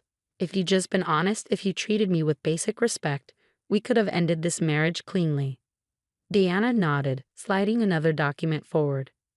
"My client's terms are more than reasonable, considering the circumstances. I suggest you review them carefully." Anthony picked up the papers, his hands trembling slightly. As he read, his face grew increasingly pale. "The house, my investment portfolio, the vacation property, all marital assets," Diana confirmed, "and all subject to equitable division. Unless you prefer we present our evidence of fraud to the court." Margaret reached for the papers, but I placed my hand firmly on them. "You don't get a say in this anymore, Margaret. This is between me and my husband." "Ex-husband," she snapped. "Not yet," I corrected her. "And until the divorce is final, every asset transfer you helped him make is subject to scrutiny. Shall we discuss the condo you put in your name last spring?" The fight seemed to drain out of her. For the first time since I'd met her, Margaret looked her age, the carefully maintained facade of superiority crumbling. Anthony stared at the papers for a long moment before looking up at me. "You planned this all along, didn't you? You knew what we were doing." I shook my head. "No, Anthony, I just learned from watching your mother. She always said to protect myself, keep records, be prepared. I took her advice. I just don't think this is what she had in mind." Diana began gathering her documents. "We'll need your decision by tomorrow. After that, we proceed with filing our evidence with the court." As they stood to leave, Margaret paused, turning to face me. "I never thought you were good enough for him," she said, her voice bitter. I smiled. "No, Margaret. You never thought I was smart enough. That was your mistake." 1 year later, I stood in my new apartment overlooking the city, a glass of wine in hand, watching the sunset paint the sky in shades of orange and pink. The divorce had been finalized 6 months ago, and life had taken an unexpected but wonderful turn. Diana called me that morning with the final update. "The last property transfer is complete," she said, her voice carrying a note of satisfaction. "Everything's settled exactly as we agreed." "How's Margaret handling it?" I couldn't help but ask. Diana chuckled. "Last I heard, she's living in that condo she tried to hide. The one she insisted was bought with her personal funds. Turns out the paper trail led straight back to marital assets. She's lucky we didn't pursue fraud charges." I took a sip of my wine, remembering the day Anthony finally signed the divorce agreement. His young secretary had long since disappeared, probably realizing that a man who would conspire with his mother to defraud his wife wasn't the best choice for a future partner. The doorbell rang, pulling me from my thoughts. It was Emma, my sister, carrying takeout and wearing a broad grin. "Ready to celebrate?" she asked, setting the food on my kitchen counter. 1 year since Operation Takedown the in-laws commence. I laughed, grabbing plates from the cabinet. "You're enjoying this way too much." "Are you kidding?" Emma spread out the containers. My brilliant sister outsmarted the woman who spent 8 years trying to make her feel small. "I'm going to enjoy this forever." She wasn't wrong. The past year had been transformative. After the divorce settlement, I used my portion of the assets to start my own interior design firm, something Margaret had always dismissed as my little hobby. Now, barely a year later, my business was thriving, with a growing list of high-end clients. "Did you hear about Anthony?" Emma asked, settling onto my couch with her plate. I shook my head. I try not to keep track. "Well, you'd love this. He tried to reconcile with that secretary, but apparently she's engaged to someone else now. And get this, he's living in a rented apartment because his credit took a hit after all those suspicious transfers came to light." I felt a twinge of something, not quite sympathy, but understanding. I never wanted to hurt him. I just wanted to be treated with respect. "And that's why you won," Emma said firmly. "You didn't act out of revenge. You protected yourself from people who were trying to destroy you." The sound of my phone interrupted us. It was a text from Anthony's sister, Kate. Unlike her mother and brother, Kate had reached out after the divorce, apologizing for not standing up to Margaret's behavior sooner. "Mom's selling her jewelry," the text read. "Says she needs the money since she can't access the family accounts anymore. Thought you'd want to know how karma works." I showed the text to Emma, who burst out laughing. The mighty Margaret selling her precious jewels. Oh, how the tables have turned. But I didn't feel like laughing. Instead, I felt a profound sense of peace. The woman who had tried to make me feel worthless for 8 years was finally facing the consequences of her actions. "You know what the best part is?" I said, turning to Emma. "I learned something valuable from Margaret after all. She always said a woman needs to protect herself, be independent, keep records. She just never thought I'd use those lessons against her." My phone buzzed again. This time, it was Diana. "Just heard from Anthony's new lawyer," she wrote. "He's asking if you'll consider removing the financial disclosure requirement from the divorce agreement. Says it's making it hard for him to move forward." The requirement that Anthony disclose all financial transactions had been my idea, a safeguard against any future attempts to hide assets. It was completely legal and, given his past behavior, entirely reasonable. "Tell him the agreement stands," I typed back. "Some lessons need to be remembered." Emma raised her glass. "To my sister, who turned the tables on the people who underestimated her." I clinked my glass against hers, but my toast was different. To lessons learned, strength found, and peace earned. Later that night, after Emma left, I stood on my balcony, looking out at the city lights. My phone showed 3 missed calls from Margaret's number, but I felt no urge to call back. Whatever crisis she was facing, it wasn't my problem anymore. I thought about the scared, insecure woman I'd been when I first married Anthony, so eager to please his family that I let them diminish me. That woman was gone, replaced by someone stronger, wiser, and finally free from the need for their approval. The next morning, I went to my office, where my design firm was buzzing with activity.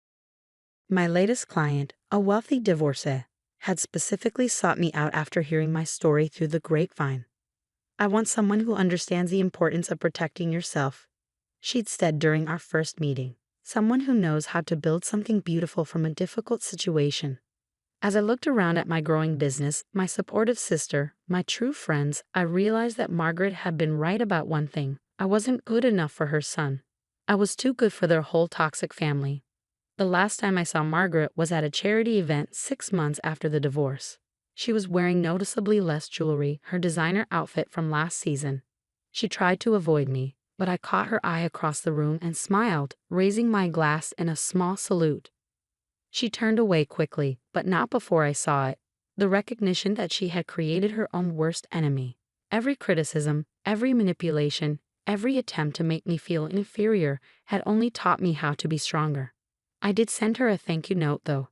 After all, she'd spent 8 years teaching me exactly how to protect myself from people like her. It seemed only right to acknowledge the lesson. Life has a funny way of teaching us what we need to know. Sometimes the people who try to tear us down only show us how high we can build ourselves up. Margaret had wanted to prove I wasn't good enough. Instead, she proved I was stronger than anyone, including myself, had ever imagined. And that was worth more than any property settlement could ever be.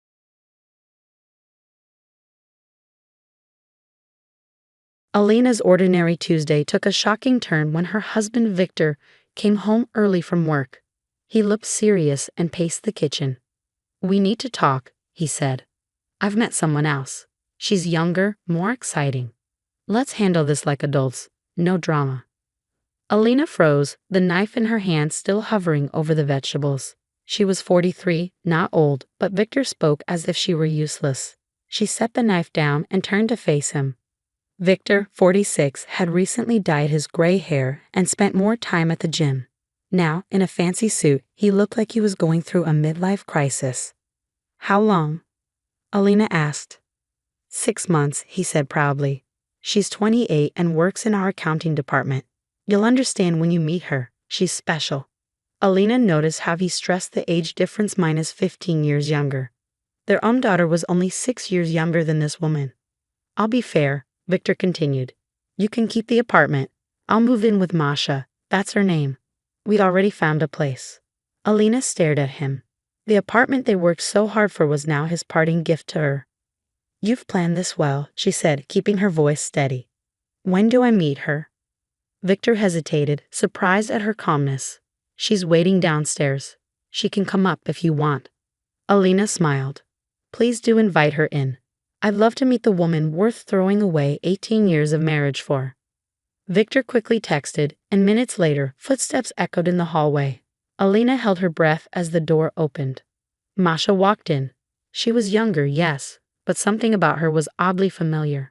Then it hit Alina. She burst into laughter, loud, uncontrollable laughter. Victor frowned. "What's so funny?" "Oh, Victor," Alina wiped her tears, still laughing. "Look at her closely. Don't you recognize her? She's Svetlana's daughter." Victor went pale. Svetlana, his old secretary, the one who tried to ruin his career with false accusations years ago. The woman Alina had helped him fight off. Masha's confident smile faded. "You know my mother." Alina smirked. "Know her? I saved Victor from her schemes.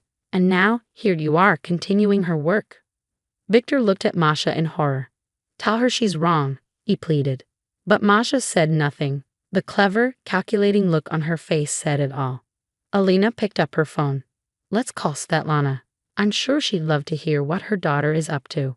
Victor's face drained of color. His grand plan, his easy escape, had completely fallen apart.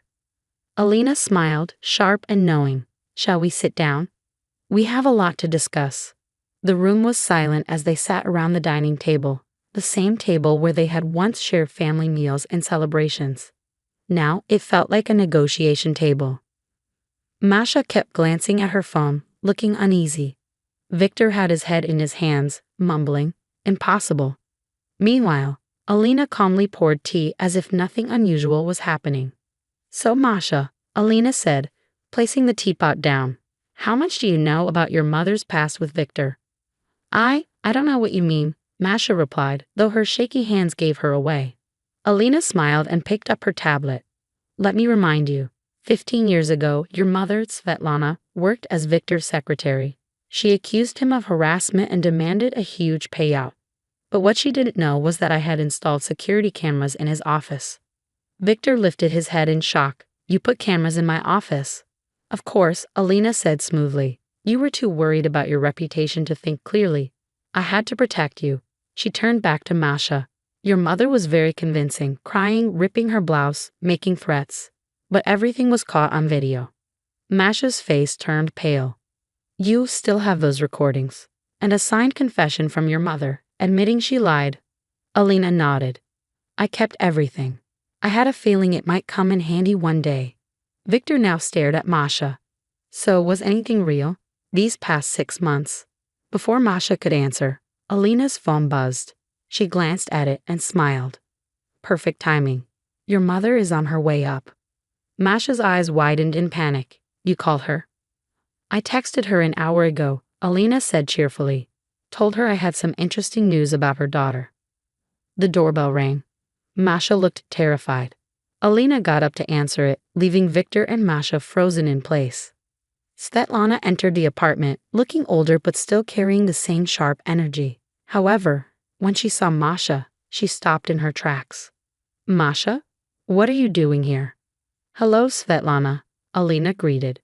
Please join us. We were just talking about family traditions. Mother, I can explain, Masha started, but Svetlana cut her off with a glare. Explain what? That you tried the same stupid trick that ruined my career? That got us banned from every company in the city? Svetlana turned to Alina. I swear I didn't know she was doing this. After what happened, Alina reminded her, you signed a confession and promised never to do it again. But did you ever tell your daughter about that? Victor finally spoke, his voice weak. So this was all a setup. From the beginning? Svetlana sighed. Oh, Victor, you always fall for a pretty face. Masha suddenly stood. This isn't how it was supposed to go. Alina was supposed to freak out, demand half of everything. Then we would have leverage. Alina shook her head. Another blackmail attempt. Looks like history really does repeat itself. Svetlana grabbed Masha's arm. We're leaving. And you and I, she said firmly, are going to have a long talk about making stupid choices. Before leaving, she looked at Alina with regret. I truly am sorry. I thought I had changed. I guess I didn't teach my daughter well enough. Once they were gone, the apartment fell silent. Victor sat still, staring at his untouched tea. Alina, he finally said, barely above a whisper, I've been such a fool. Yes, Alina agreed simply as she gathered the teacups. Yes, you have. But now came the real question. Whether it was a setup or not, Victor had been willing to throw away 18 years of marriage for someone younger. As she washed the cups, Alina wondered, was there anything left to save? Or had Victor broken something that could never be fixed? The next few weeks passed in a blur of awkward silences and careful conversations. Victor moved into the guest room without being asked, seeming to understand that he'd lost the right to share their marital bed. He stopped eyeing his hair, abandoned his expensive new wardrobe, and the gym membership card disappeared from his wallet. But it wasn't enough. One evening, as Alina sat in the living room reviewing work documents, Victor approached with 2 cups of tea, a peace offering that had become his nightly ritual. I've been thinking, he said, setting down her cup, about everything, about us. Alina looked up from her papers, studying the man she'd spent nearly 2 decades with. The gray was returning to his temples, and he looked older now, not because of his age, but because of the weight of his actions. I've been thinking too, she replied, accepting the tea. Remember when we first bought this apartment? We could barely afford the down payment. Victor nodded, a faint smile touching his lips. You insisted we could make it work. Said we'd eat nothing but pasta for a year if we had to. And we practically did. Alina laughed softly. But we made it work. We always made things work, Victor. Until you decided we weren't worth the effort anymore. The smile faded from his face. I know saying I'm sorry isn't enough. What I did, what I was willing to do, it's not just about Masha, Alina cut in. It's about you being ready to throw away 18 years of marriage because you felt old. Instead of talking to me, instead of working through it together, you looked for an escape route. Victor sat heavily on the couch beside her. I was scared, he admitted. Watching the gray come in, feeling less energetic, seeing younger men at work getting promoted, I convinced myself I needed to prove something. And did you? Prove anything? Yes, he said quietly. I proved I could be an absolute idiot who nearly destroyed the best thing in his life. Alina set down her tea and turned to face him fully. I'm not going to lie. Part of me wants to throw you out, file for divorce, and start fresh. But another part of me remembers the man who held my hand through 16 hours of labor, who stayed up all night helping our daughter with her science projects, who supported my career even when your mother said a wife shouldn't outshine her husband. Tears were flowing freely down Victor's cheeks now. I don't deserve another chance. No, Alina agreed, you don't. But marriage isn't about what we deserve. It's about what we're willing to fight for. She reached for her bag and pulled out 2 pieces of paper. So I made an appointment for us. Victor took the papers, reading them through watery eyes. Marriage counseling. Twice a week for the next 3 months. Consider it your last chance, Victor. We either fix this together, or we end it properly, not with some midlife crisis escape plan, but with dignity and honesty. Anything, he said immediately. I'll do anything. Good. Alina stood up, gathering her work papers. Because our first session is tomorrow morning at 9. Don't be late. 6 months later, Alina and Victor sat in the same kitchen where he'd once announced his plans to leave. But this time, they were celebrating.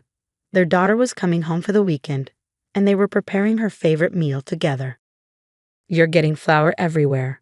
Alina laughed as Victor attempted to roll out dough for pelmeni. Hey, I'm learning, he protested, but his eyes sparkled with joy. Real joy, not the artificial excitement he displayed during his crisis. The counseling had worked wonders, helping them rebuild not just their marriage, but themselves as individuals. Victor had finally confronted his aging anxiety, while Alina learned to express her needs more openly. They'd rediscovered each other, not as the young couple they once were, but as the mature partners they'd become. As they worked together in the kitchen, their shoulders occasionally brushing, Alina realized something important. Sometimes it takes nearly losing everything to appreciate what you have. Their marriage wasn't perfect, no relationship is, but it was genuine, tested by fire and stronger for it. When their daughter arrived that evening, she found her parents dancing in the kitchen to their old wedding song, covered in flour and laughing like teenagers. She snapped a picture and posted it online with the caption, My parents, relationship goals for 18 years and counting. Victor saw the post later and showed it to Alina with tears in his eyes. We made it, he whispered. Yes, she smiled, taking his hand. We did. And this time, let's keep making it work. No more drama needed.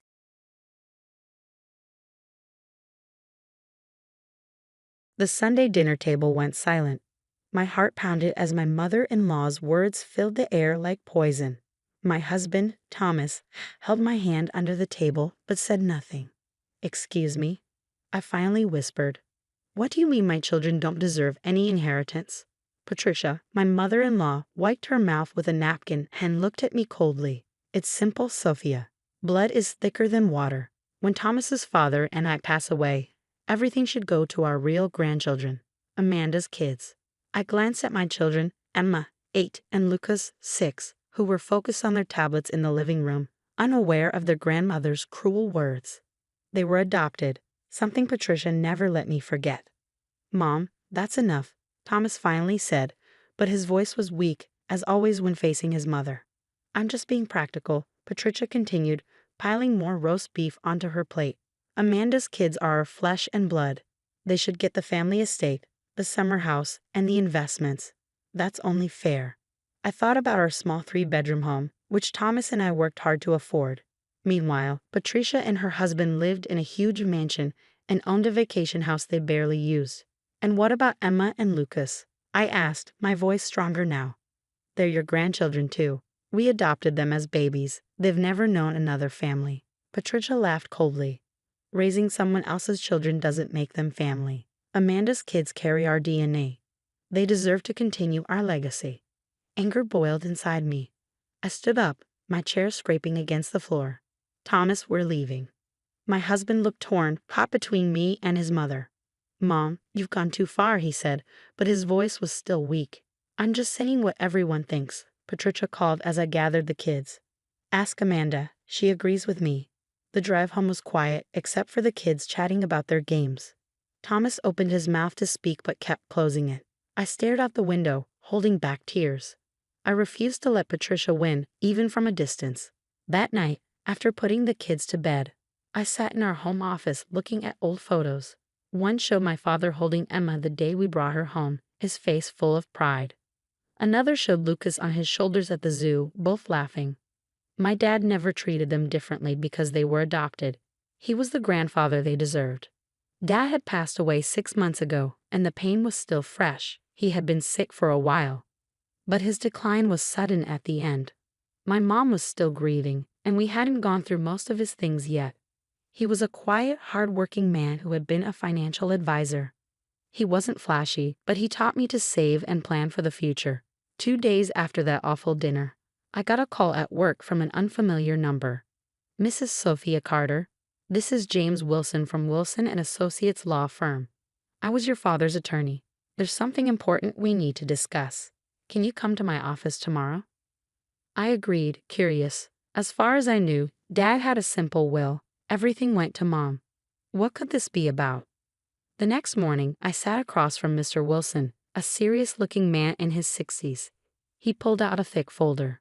Your father was a remarkable man, Mrs. Carter, he said, and much more strategic than anyone realized. What I'm about to show you has been in place for over 8 years. He pushed a document toward me. As I read, my hands started shaking. This is the trust, Mr. Wilson explained. Your father set it up the day you adopted Emma, and he added to it when Lucas joined your family. I stared at the numbers on the page, unable to believe what I was seeing. This can't be right. Mr. Wilson smiled. Your father was excellent at his job, a great investor, and even better at keeping secrets. The trust now holds around $4.2 million. The room spun. Dad had always lived so simply. How had he saved so much? He wanted to make sure his grandchildren were taken care of. Mr. Wilson continued. All of them. This trust is ironclad. It can only be used for Emma and Lucas's education, home, and well-being. And he left you a letter. I reached for the envelope with shaking hands, thinking about Patricia's cruel words at dinner. If only she knew what was coming. I opened Dad's letter with shaking hands, recognizing his familiar neat handwriting. My dearest Sophia, if you're reading this, it means I'm no longer there to tell you in person how proud I am of you and the family you've built. From the moment you and Thomas brought Emma home, and later Lucas, I knew these children were meant to be ours. Blood doesn't make a family, love does. I've spent years building this trust, knowing there might be people who would treat them differently because they're adopted. I wanted to ensure they would always have security and opportunities, no matter what. The money I set aside came from my personal investments and savings. Your mother doesn't know about it, as I kept this separate from our family finances. Use it wisely, protect them fiercely, and remember that I love them as much as any grandfather could love his grandchildren. Love, Dad. Tears streamed down my face as I folded the letter. Even from beyond the grave, Dad was still protecting his family. That evening, I showed Thomas the trust documents and Dad's letter. His face went through a range of emotions: shock, disbelief, and finally, shame. I should have stood up to my mother more strongly, he admitted, running his hands through his hair. I never imagined your father had done something like this. The question is, I said carefully, what do we do now? Your mother made her feelings very clear about our children's place in the family. Thomas was quiet for a moment. We tell her. She needs to know she was wrong. I wasn't so sure. Maybe we should wait. But Thomas was already pulling out his phone. No, Mom needs to hear this now. We're having dinner at their house tomorrow night. The next evening we arrived at Patricia's mansion. Amanda, Thomas's sister, was there with her 3 children. Perfect, an audience for whatever drama was about to unfold. Patricia was in rare form, having just returned from a luxury cruise. Oh, Amanda dear, you must take your children on the Mediterranean cruise next summer. The connections they could make with the right sort of families would be invaluable for their future. I caught the emphasis on right sort of families and saw Thomas's jaw clench. Actually, Mom, Thomas spoke up as the dessert was being served. We have some news about our children's future. Patricia's eyes narrowed. Oh. Thomas looked at me and I nodded. He pulled out the trust documents. Sophia's father set up a trust for Emma and Lucas. It's worth over $4 million. The silence that followed was deafening. Amanda's fork clattered against her plate. Patricia's face went through several shades of red. That's impossible, she finally sputtered. Your father was a simple financial advisor. A very good one, I said quietly, and one who believed that all his grandchildren deserved security and love. Let me see those papers, Patricia demanded, snatching them from Thomas. Her eyes widened as she read. This is more than we have set aside for Amanda's children. Amanda leaned forward, her interest piqued. What do you mean, Mom? How much do you have set aside for my kids? Patricia's face paled. That's not important right now. But Amanda wasn't letting go. No, I want to know. You've been telling me for years how my children would inherit everything, how they'd be set for life. What's the actual number? The cracks in Patricia's carefully constructed facade were starting to show. She stammered something about investments and property values. Mom, Amanda pressed. How much? About $2 million, Patricia finally admitted.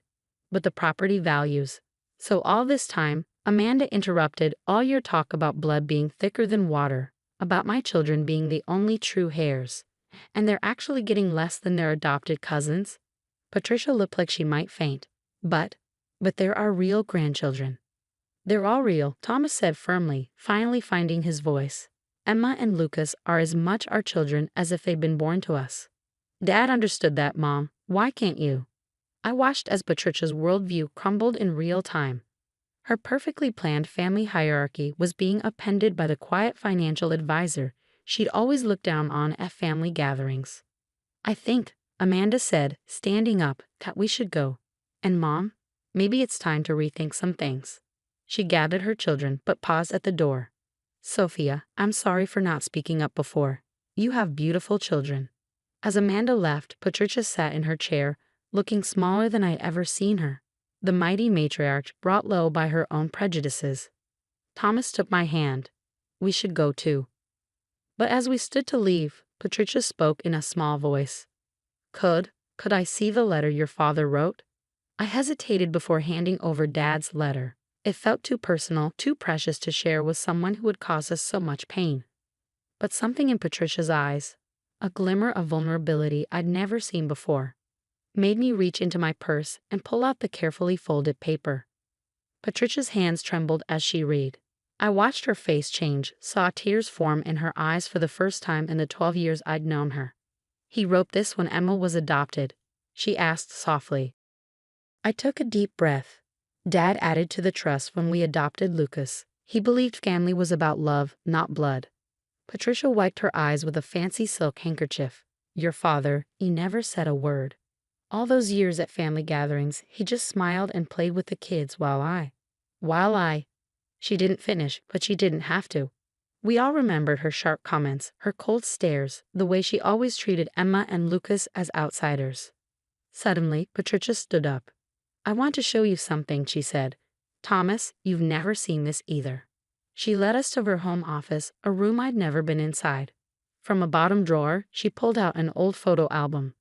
This is me, she said, pointing to a picture of a little girl with 2 adults. With my adoptive parents. Thomas and I exchanged shocked looks. She had never told us this. I was adopted when I was 6, Patricia said, her voice shaky. I remember my birth parents. I remember feeling like I didn't belong. My adoptive parents were wonderful, but I always felt like an outsider. She flipped to another photo of herself as a teenager. When I met Thomas's father, I was afraid his family wouldn't accept me if they knew I was adopted. So I lied. I made up stories about my childhood, about my family, and over time, I started to believe them myself. She looked down, guilt on her face. I think that's why I was so cruel to Emma and Lucas. Seeing them so happy, so accepted, it brought back all the fears I had buried. I sat there, speechless. All these years, her judgment and cruelty had come from her own pain. Mom, Thomas said gently, why didn't you ever tell us? Because I was ashamed, she whispered, and then I got so caught up in proving I belonged that I became the kind of person I used to fear. She turned to me, her mascara smudged. Sophia, what your father did for Emma and Lucas, it's the same thing my parents did for me. They left me everything, their only child, adopted or not. And here I was, trying to deny your children the same love and security. A long silence filled the room, broken only by the sound of thunder in the distance. Patricia straightened her shoulders. I want to make this right, she said. Not just by changing my will. I will, by the way. But with time, with love. If you'll let me. I thought about all the hurt, all the times she had ignored my children, left them out of family moments. But I also thought about my father's letter, about his belief in love over blood. We can start fresh, I said at last. But it has to be real. No more comparing the kids. No more talk about real family. Patricia nodded. I'd like to take Emma and Lucas for ice cream tomorrow. Just them. I have years of grandmother moments to make up for. Thomas squeezed my hand, relief in his eyes. His mother and I had finally found peace. The next day, I watched from the window as Patricia pulled up in her fancy car. Emma and Lucas ran outside, excited. Children forgive so easily. As they drove away, I reread Dad's letter. He had known. He had known my children might face rejection because they were adopted. But instead of fighting, he had protected them quietly, building a future no one could take away. A week later, Patricia invited everyone over, including Amanda and her kids. The children played in the backyard while we sat on the patio. Inside, a new family photo hung on the wall. This time, it included all of us. I watched Patricia teach Emma how to trim her roses. Lucas showed his cousins a new game on his tablet. I smiled, thinking of Dad. He had given us more than money. He had given us a chance to heal. That night, after everyone left, I found a letter in my purse, written in Patricia's elegant handwriting. Dear Sophia, thank you for giving me the chance to be the grandmother your children deserve. Your father was a wise man who understood what I had forgotten. That family is built on love, not blood. I promise to honor his legacy by loving all my grandchildren equally, completely, and without reservation. With love and gratitude, Patricia, Mom, if you let me be that someday.